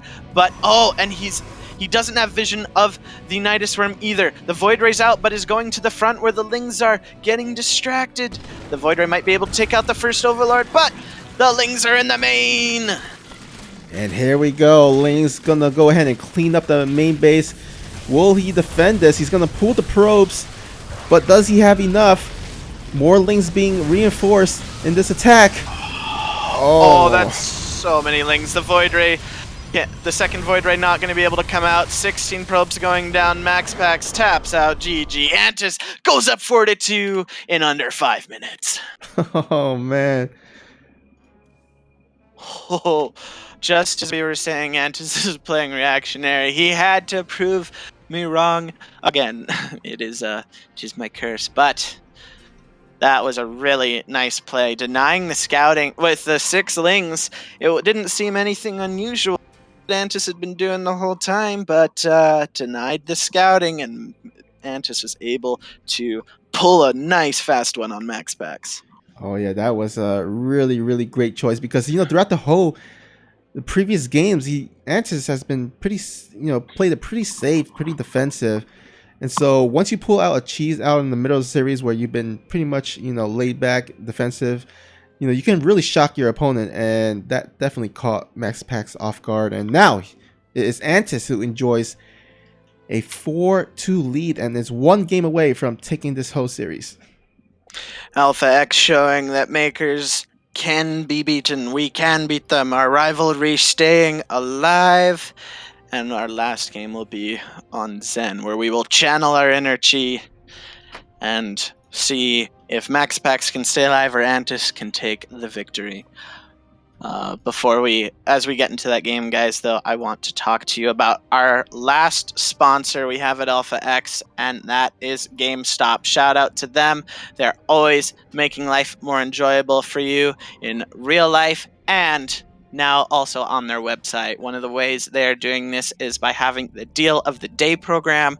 This is an online-only offer found under the Deals tab at GameStop.com. Every 24 hours, you can find a new selection of deals on games and other products, as well as options for products under $20. Don't see something you like? Come back the next day for a whole new lineup. Don't delay and go get your Deal of the Day. Yep, go ahead and check them out at GameStop.com. And we are here ready with our potentially last game of the series. Oh boy, guys, get ready because we are on Zen Ladder Edition. And in the top right, in the blue from Alpha X, he's up 4-2. Put your hands together for Antis. And spawning at the bottom left, we have our green Protoss. He's on the back foot. Can he make his way back? It is MaxPax. And he using his Zen to channel his inner Korean, already has a probe going out. And I thought he was going to drop a Forge, but he dropped a Gateway. But it doesn't mean that there isn't a cannon rush coming just yet. Nope, there is not, because there's a gas now. So, guys, never mind. It was just a pylon scout to make sure that Antis wasn't 12 pulling him or anything, because with all the extra space that there is to sneak in, there are 2 different ways to get into the natural base here on Zen. MaxPax just going to pylon block this. Antis just going to immediately go for the next base. Can he get the hatch down? Oh! A matter of ping, it feels like there, but Antis does get the hatch down, and MaxPax will not really be able to stop the economic escapades of Antis. MaxPax is going to be going for a core first, and Antis just going to be chilling and grooving with his normal stuff. 6 lings as per usual. We'll see what happens. All right, 6 lings out. And let's see if he decides to block that ramp. He does. So he's going to go ahead and delay the ling. Ooh. The ling attack. That is actually huge here to MaxPax. He is waiting for the Cybernetics core to finish to build a unit to complete the wall. And so delaying the lings from getting over there will time for the Adept to get out. Now, there is a Nexus on the way. It was pretty delayed to complete the wall off here for MaxPax, but he's just going to be chilling, getting that Adept out. He's going to be going for Stargate again, dropping it right in the face of that Overlord. A bold move, to say the least, not hiding anything from his opponent. Yeah, he's like, look at that. I'm making Stargate. So run your Overlord back home or die. Yepers. Antis now going to be going for a third hatch here momentarily. Got his speed. He's pulled the drones off of gas. And first queen pops out, and Antis is just going to be going into his comfortable normal play. Now, guys, there are a lot of funky ways to approach different bases, so you have to be really smart as you expand as to where you want to do it. Because there's a lot of attack avenues. As you can see, there are mineral blocks for different spots that can be mined out. So then, often a vetoed map. But we do have Void Ray Adept here off of 2 base. We'll see how many voids he goes up to, but are we looking for kind of a Void Ray Adept pressure here, Snoopy? That's what it's looking like. Well, I wouldn't be surprised if MaxPax go for full-on Void Ray like in this previous game, like a 2 Stargate Void Ray push, because this map is actually pretty good for air. I mean, if you look at the bases, there's a lot of airspace that the Protoss can attack from and hide from. So, I mean, I would like to see that, but it looks like he's going to go for an Twilight Council, which might suggest what you were saying, a Glaive Adept with a Void Ray push. Now, I have been surprised we have seen no Dark Templar in this series. I feel like MaxPax is a player that has a couple of DT plays up his sleeve, but Void Rays have been the call so far in this series. Now, it ain't over, guys, so we might still see DTs, but MaxPax has to win this here. Now, if the Twilight Council about to finish, we'll see if Snoopy was correct in his Glaive Adept. Void Ray production has stopped, but that's 3 gateways. MaxPax a little distracted here as he tries to harass, but not sure. He's looking like he's just searching around for stuff. There it is. Okay. All right. So you're right. Yep. Glaive is on the way, and he's going to just use his Void Rays to get as much harassment done, but the most important thing is just to make sure that these Void Rays lives. They don't just die to spores or queens. We do have a Roach Warren being made here to try and help deal with the Adepts that will be following up. Now, Antis may not know exactly what kind of follow-up it is, but Roaches are always a solid option, especially if you see Stargate. Not going to be expecting a lot of Immortals to all of a sudden pop out of nowhere. This probe, though, is going to live. Oh. Nearly getting taken out here, but nice save there out of MaxPax. All right, Glaive's Adepts upgrade is 75% done. This is usually the time when you want to start moving out, and I think he's just going to wait for one last warp in before he does so. We should see the Adepts making his way across the map, and there we have it.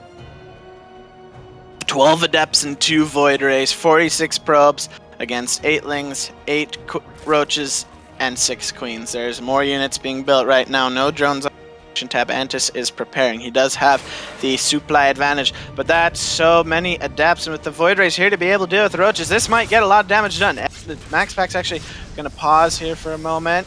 Not going to go for it.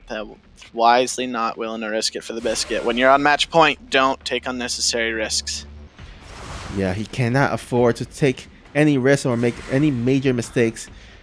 He's trying to kind of get the Zerg out of position by kind of harassing with the Void Rays, but there's just no leeway here. Antis is on top of the defense, and we'll see if he does complete the shade. Well, he just... Antis's unit control has been impeccable. MaxPax can't find a place to go anywhere, and now Antis has even blocked him out of shading into the natural the normal way. He can only go around through the third. Nice play out of Antis. Yeah, this is going to force MaxPax to have to transition out of this, because there's just no way he can make use of those massive Adepts, because Antis has just too much units. So he's gonna go ahead and transition into Fleet Beacon here. He's still making those Void Rays. So yeah, Flux Vein I think is gonna be researched. Yeah, we're gonna be seeing definitely some more Flux Veins, Void Rays here. More Adepts being thrown into the mix as well. Now, Antis is getting a Spire. He's gotten his Infestation Pits. He's going to be getting Hive super soon. And MaxPax did not scout the Spire from Zerg. Zerg was able to keep that hidden when the Void Rays came in. The Queens chased them up just in time. So MaxPax is unaware of what Antis is going to be going to counter a Sky Toss. Not going for Hydras for the time being. It's just going to be Roaches and Sky Zerg. And I gotta say that defensive Antis these past few games has just been spot on. MaxPax has just had really hard trouble with making any use of these harassment. Even trying to send 2 adepts and those get taken off. So I mean, Antis is just on top of it. And I think compared to previous games, at least his creep spread is a little bit better here. But I mean, I still would like to see better creep spread. But look at this. He's just so confident taking both the 5th and 6th base. It's like I'm watching Estrella in a PVT. Come on now. Oh, the Void Rays actually finding an opening. They're going to prismatic alignment and just right here. Adept coming into the multiple bases. MaxPax might have found an opportunity. The Hive is going to fall. Snoopy, this is going to set Antis back quite a bit. The Adept still getting more and more drone damage done. Antis does have a really healthy worker lead, but not for much longer if this keeps up. Corruptors are now out, but the Void Rays getting work done. Yeah, like I said, air tech in this map is just so good. And MaxPax is showing why. He's just making use of those Void Rays, getting the Zerg out of position. Those Queens, even though there's a creep spread, it takes they're still slow. So, yeah, that's a nice pick off. But you know what? As I say this, Antis, he did get the 5th and 6th base really early. So losing a base isn't the end of things. Although he still needs to remake the lair and go tech into Hive. Yeah, that setting the tech back is the biggest thing here. That's gonna delay. I mean, both players have already delayed upgrades really badly in this game, so it's not the end of the world upgrade wise because the lair completes, but it's that ability to get the Greater Spire and move into those higher unit bonus upgrades that Hive allows. The Roach is going to get shut down here on this counterattack. Carriers and Void Rays going to make short work of that. And just producing 3 Void Rays at a time. 4 carriers is the magic number apparently. And it's just going to be massive Void Ray to deal with all these Corruptors. Hive is now back on the way. But MaxPax actually has a little bit of an advantage in upgrades this game, Snoopy. Yeah, I mean, that is going to serve him really well because Carriers has a bunch of interceptors. So each of those upgrades apply to each interceptors, which is going to be really, really helpful. Queens and Corruptors going to be able to hold this off. Antis wisely not expanding down in that direction. Going to just go here and take the right side of the map. A lot easier to defend on the ground. But MaxPax really abusing that airspace where he's trying to find more pickoffs. 7 more drones go down. MaxPax now actually with a worker lead. He's at 87. I think he needs to cool down a little bit on the workers. There's a bit too many. I mean, I like getting up to 80 myself, but he's getting close to that 90-100 range. So it's just adding on more Stargates, getting Templar Archives Robo, and getting his tech. MaxPax actually in a really comfortable spot on 4 bases. Yeah, and he might even take down this main base once again. Oh no, oh man. Oh, it's a disaster, as they say. 4 Vipers now being made. Queens coming to defend, but oh, that's just such a bad choke for those Queens. That's a lot of Corruptors though, Snoopy. Who's gonna win this one? Oh, it is gonna be close. There are some Spore Callers that's helping out, but all the Corruptors seems to be dwindling down to these Void Rays. But they are sniping a bunch of Carriers, which are really nice. But does he have enough to clean up the rest? That's the question.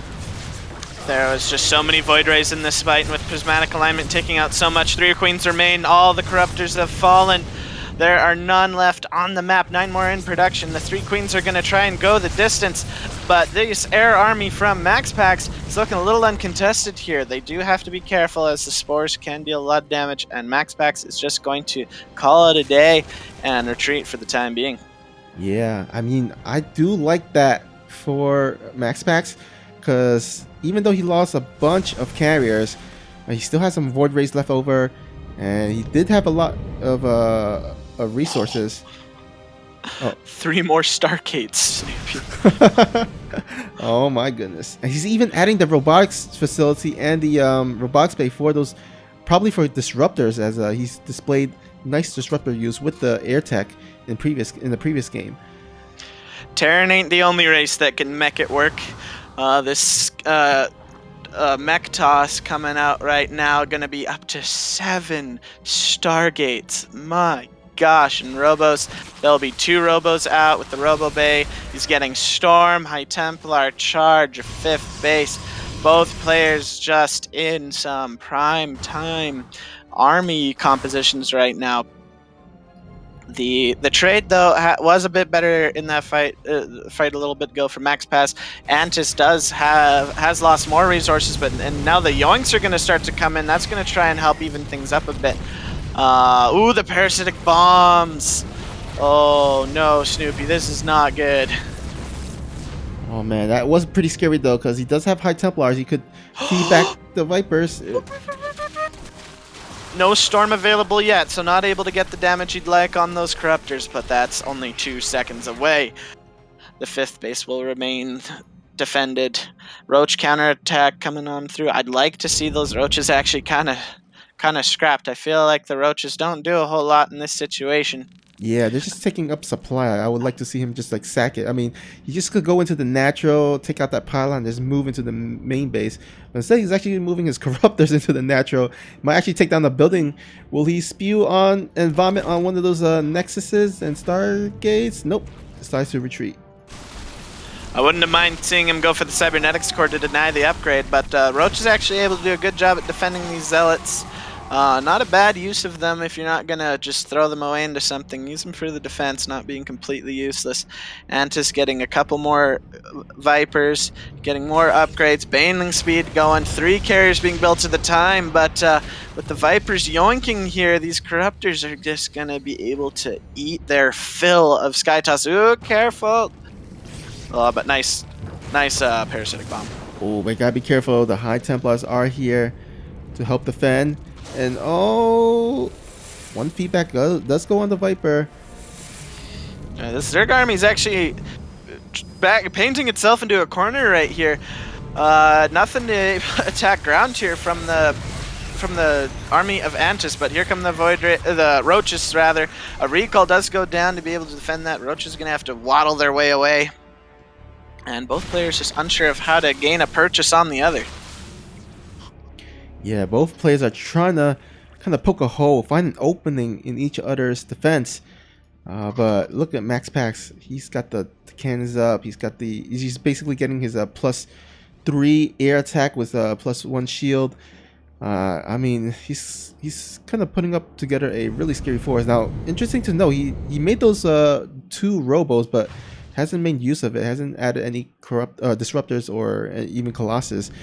I think he's just gonna go ahead and be content with sticking with a complete air. Oh, but these High Templars! Oh, the High Templar super exposed! Oh, but they'll be safe. But now here comes the army. We're going into the fight. Everywhere, though, that is some bad weather warnings. Oh man, those parasitic bombs though, getting a bunch of void rays. Nice split.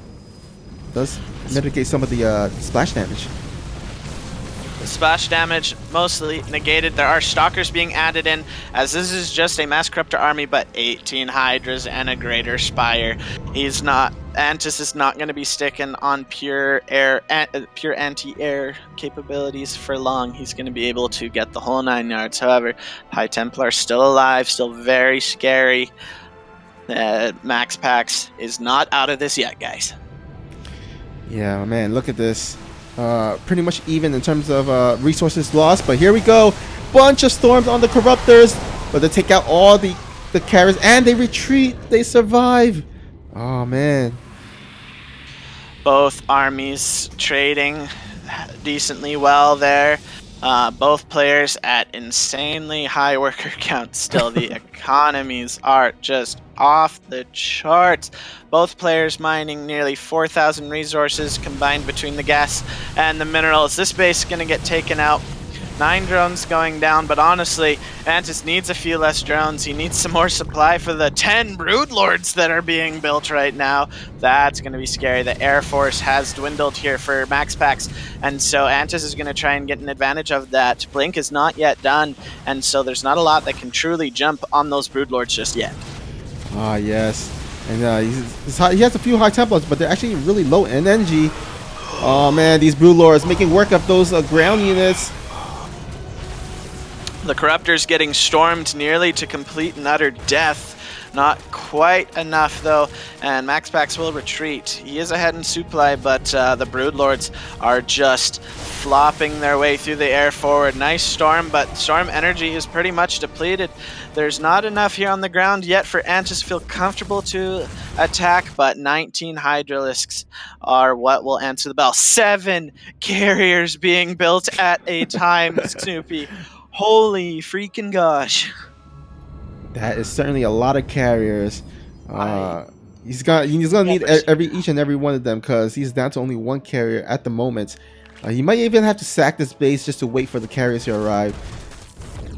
I don't think I've ever seen in a normal game that many carriers being built at once on the production tab. That is absolutely insane. Guys, 7 carriers at once. That's immediately 28 interceptors, and as soon as they all finish making them, 56. That is so much damage output with +3 air attack. Antis has to be super careful here. The Broodlords are going to be super exposed. That is not enough Hydralisks right now with storm support, and MaxPax might be able to deal a powerful blow here and surprise with that many carriers. Yeah, there's actually really little Corruptors. 8 Corruptors with the army, a bunch of Hydralisks. But actually, there's air storm, so if he can storm the Hydralisk and get on top of the Corruptors, clean it up, and then get on top of the Broodlords, that is going to be really, really nice for MaxPax. But he is got a nice little Zealot counterattack. Will snipe down the Greater Spire. This is actually really not that good. Because he's been getting upgrades, and so with the amount of carries that are out, he probably doesn't want to get too many more Broodlords right now. So it's not the end of the world, but that does mean no more Broodlords for quite a while. We do have Burrow getting research, Pathogen Glands, +3 air armor, so we'll be getting some Infestors thrown in here, but that's such a scary Protoss army. Imagine if there was a mothership to cloak for the to protect from the Broodlings right now. Oh yeah, nice work here by these few Zerglings. Get 7 probe kills, but a nice recall from MaxPax will save that base. The cannons are up. I mean, I'm not even sure who's got the advantage here. Both these players got a huge bank. Not huge bank, but a decent bank. And they're just even worker at 77. So I am not sure who's got the advantage at this stage. No, both players just the momentum swinging back and forth in this game. Neither player can really get an edge. MaxPax, the bold play expanding into a base that's supposed to be Antis's. Antis not going to scout it right now, because who would expect your opponent to expand right there, right? This right. Base under fire, but the cannons will do really well. And here comes this army, Snoopy. Oh man, I think these guys, these Hydralisks, their days are numbered. So much interceptors, just so much carriers. That is a total of 9 carriers, and there are 3 more on the way. They're all +3 attack. That is a scary force. You guys, we have right now 87 interceptors, with a few more being created, as we do have 3 more carriers out. The DPS potential out here is so great, and with 7 High Templar for Storm, this Antis has to be so careful. He is definitely not out. 24 Hydralisks, he still has all 10 of his Broodlords. He's lost none of them. He has Infestors, 8 Corruptors, and 70 Workers. Oh. This is... Both sides are dangerous. Both have to be super careful, but this is getting to be a bit of a nail biter. Yeah, there's actually an opening into the natural that is going to force MaxPax to retreat his whole army down into the natural to clean this up. In the meantime, look at the 6 o'clock base there. Oh my gosh, these two. Oh, they're copycats. 2 peas in a pod. 13 infestors coming on out. My goodness word. The neural parasite potential is going to be phenomenal. MaxPax still feels that this is the time to attack right before all the infestors come out. The broodlings will be able to chase away the ground force.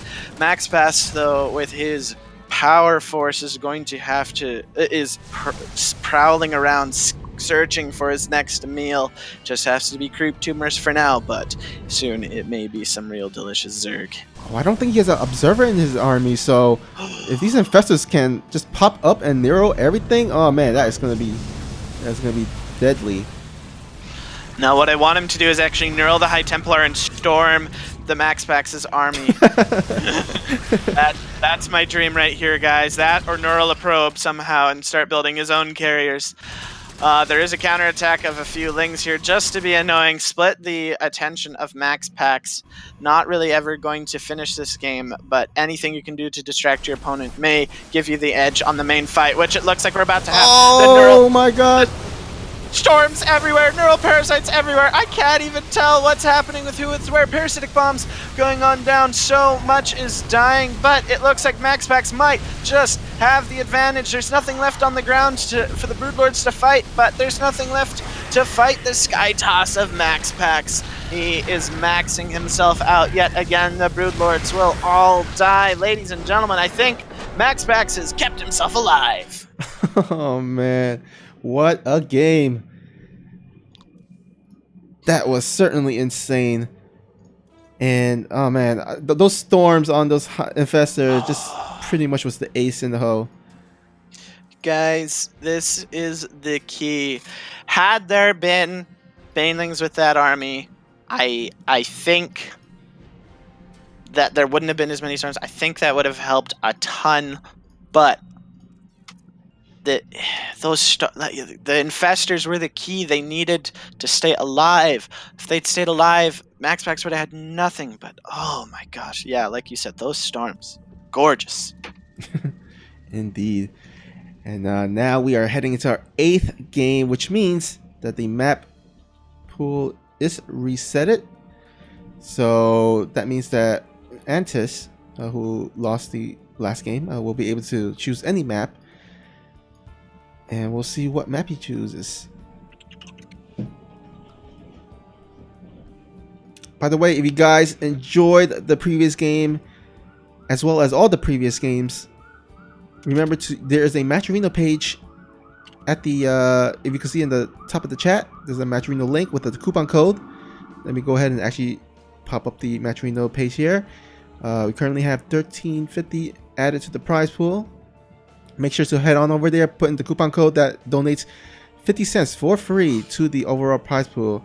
70% will be taken by the winner and 30% will be taken by the runner-up.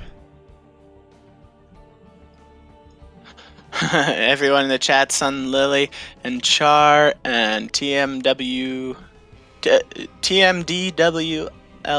780. Oh yeah.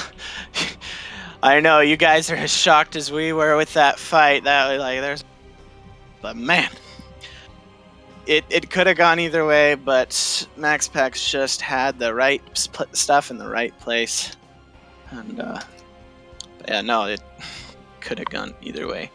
But yeah, guys, please use the Matcherino code. It helps us out a lot, and mostly, you think it doesn't help us, but if we use all the codes, then Matcherino likes us because we've used all the codes, and then they help us more, which means we help these players more, and you get more better games. It's great.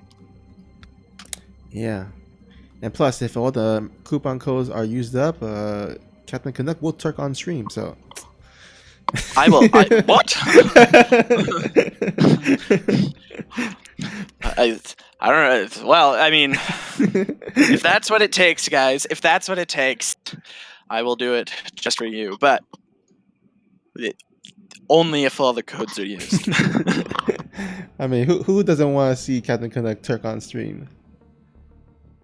Right? I don't, but I'm the one doing it, so I don't have to watch. Alrighty, so we're at 4-3 here, Snoopy.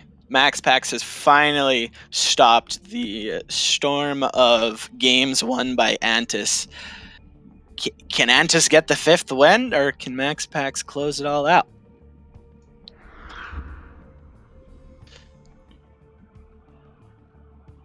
All right, guys, type in the chat who you got, who you are rooting for to win the series. Do you want Antis to win, or do you want MaxPax to win? Looks like Antis has decided to go for Ephemeron, our next map here.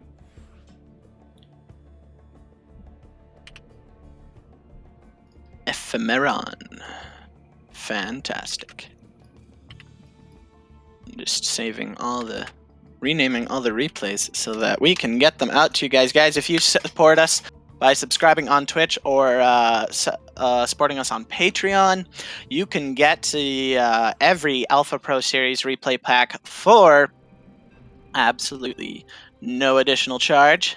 We get that to you as soon as we possibly can after the Alpha Pro Series. You can also I think purchase the replay pack on Matcherino if you'd like it for a specific game. If you've been enjoying it, want to study some of this up, highly recommend it. It is pretty fantastic.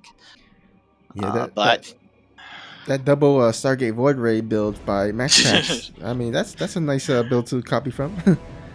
I am 100% going to be doing it, as I have the Twitch subscription and I casted it, so I get double the replay value for this series. All right, guys, we are in game number 8. We've nearly gone the distance. But let's get into it, guys. In the top left corner of Ephemeron, Lemonade Eggs, it is the blue Zerg player, Antis. After all these games and still not a good luck. Oh man! All right. Single tier. Yeah. Hey, that actually makes sense. All right, here at the bottom right is the green Protoss wanting a good luck from his opponent. Will he get it? It is MaxPax. And just thinking a little too deeply.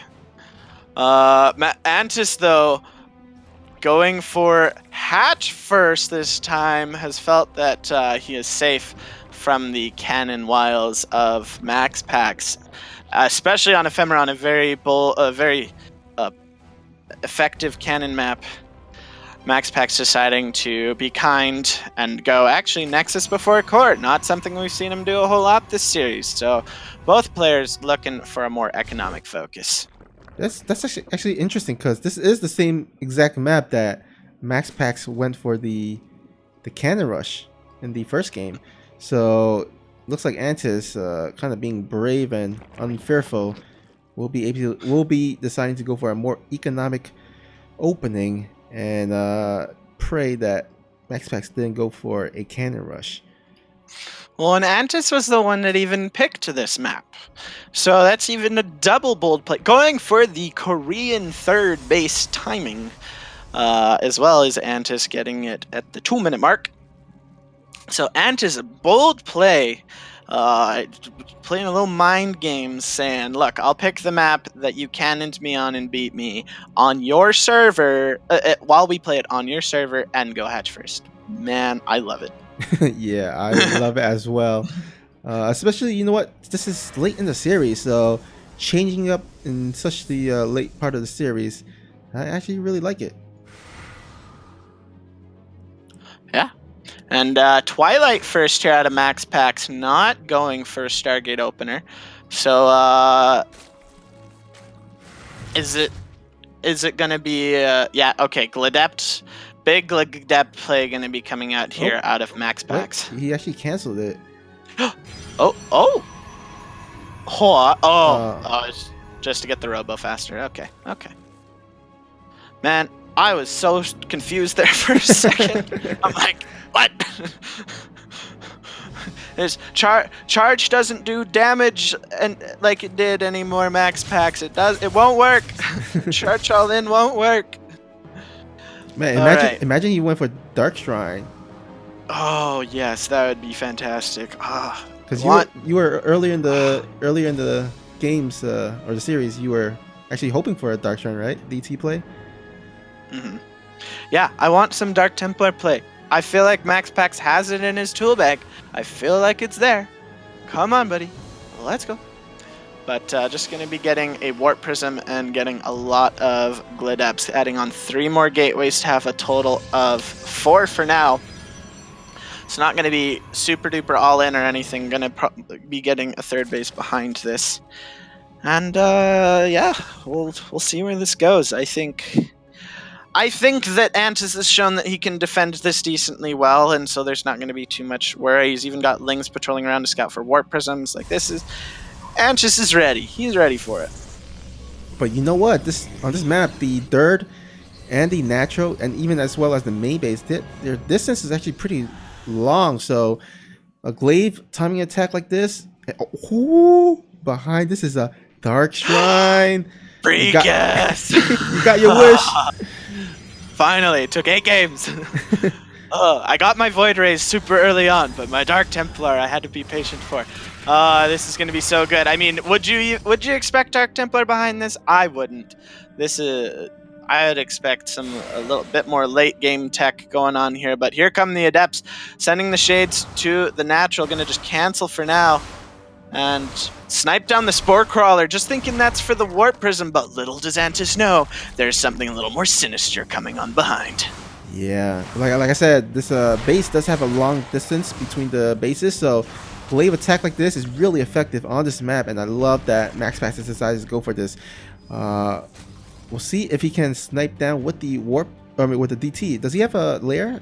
Yeah, he has lair, so he will have access to Overseer. Antis sniffing something out, already starts an Overseer just as the Dark Shrine finishes. No Dark Templar been made as of yet. Finally going to be getting a third base here a little bit later than he'd like, and there's been just minimal amounts of damage here. There is an Observer here to try and spot for stuff. First 3 DTs being warped in. Fourth one will join the fray. The Shade does finish over close to the natural, but that is a gorgeous surround from the Zerg units. The Adepts, though, getting so much damage, and the Dark Templar are going to go for the third base, Snoopy. Yeah, that was a distraction. The Adepts trying to pull the army out of position. And oh man, this is getting worse and worse for Antis. Oh, this push dealing way more damage than I ever expected it to, but I am not disappointed, guys. MaxPax sniping the third, getting 11 drones, and MaxPax is ahead in workers. The only thing is he only now starts his third base. If he had started it just as he started that attack, it'd be nearly finished. Antis now has a window of opportunity to deal some damage, though. Without that third base being done for MaxPax, they're going to be pretty even on economy. 2 base, E2 base. Archons are being morphed in here. Antis is going for the counterattack. Antis has 67 army supply to just 27. I don't know if MaxPax can hold here. Oh, it's going to be a tough hold. He does have some force field, and he does have a War Prism with some Archons. If he can micro, maybe, but that is a lot of units. The one thing about the Dark Shrine is that you kind of tech really fast, so you don't have a lot of ground units in the beginning.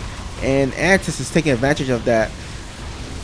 And here we go, guys, with all the Adepts dead.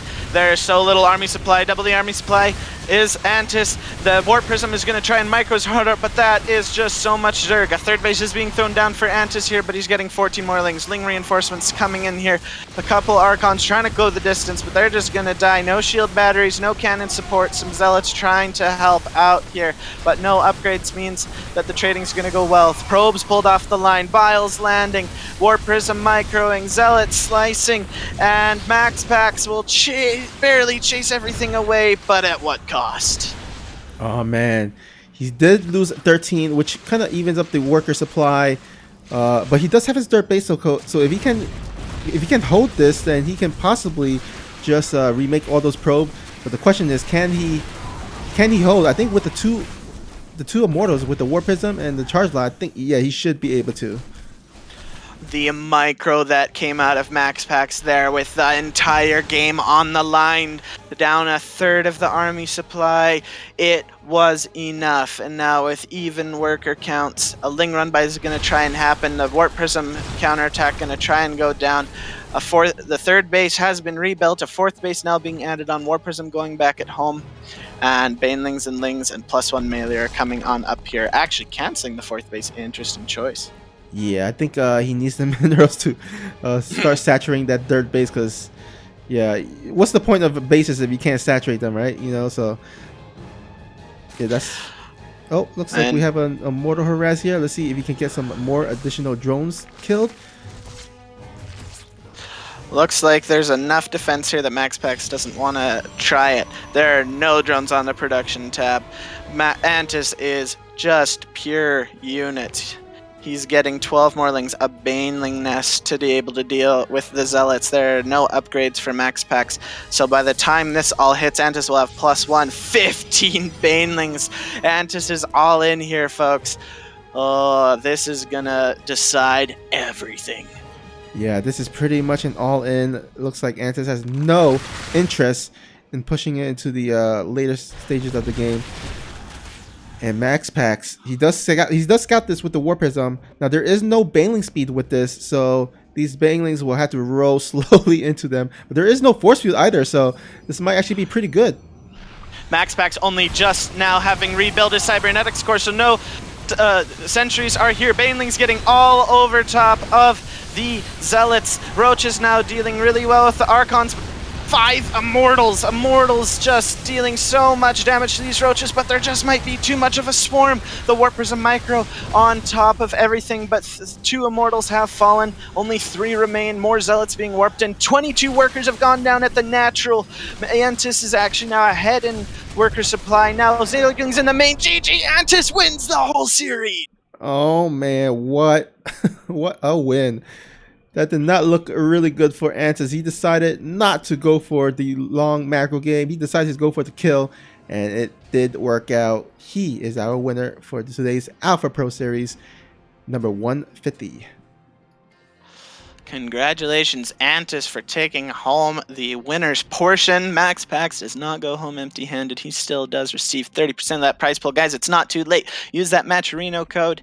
Get purchase for $2 that replay pack to get this epic series. But guys, thank you so much for watching, Snoopy. It has been a huge pleasure casting with you, sir. Yeah, for sure. Thank you yourself as well for helping co-cast with me. Hope you guys enjoy the games. Happy you guys joined us. And yeah, this is your friendly neighborhood puppy dog, as well as Captain Canuck, signing out.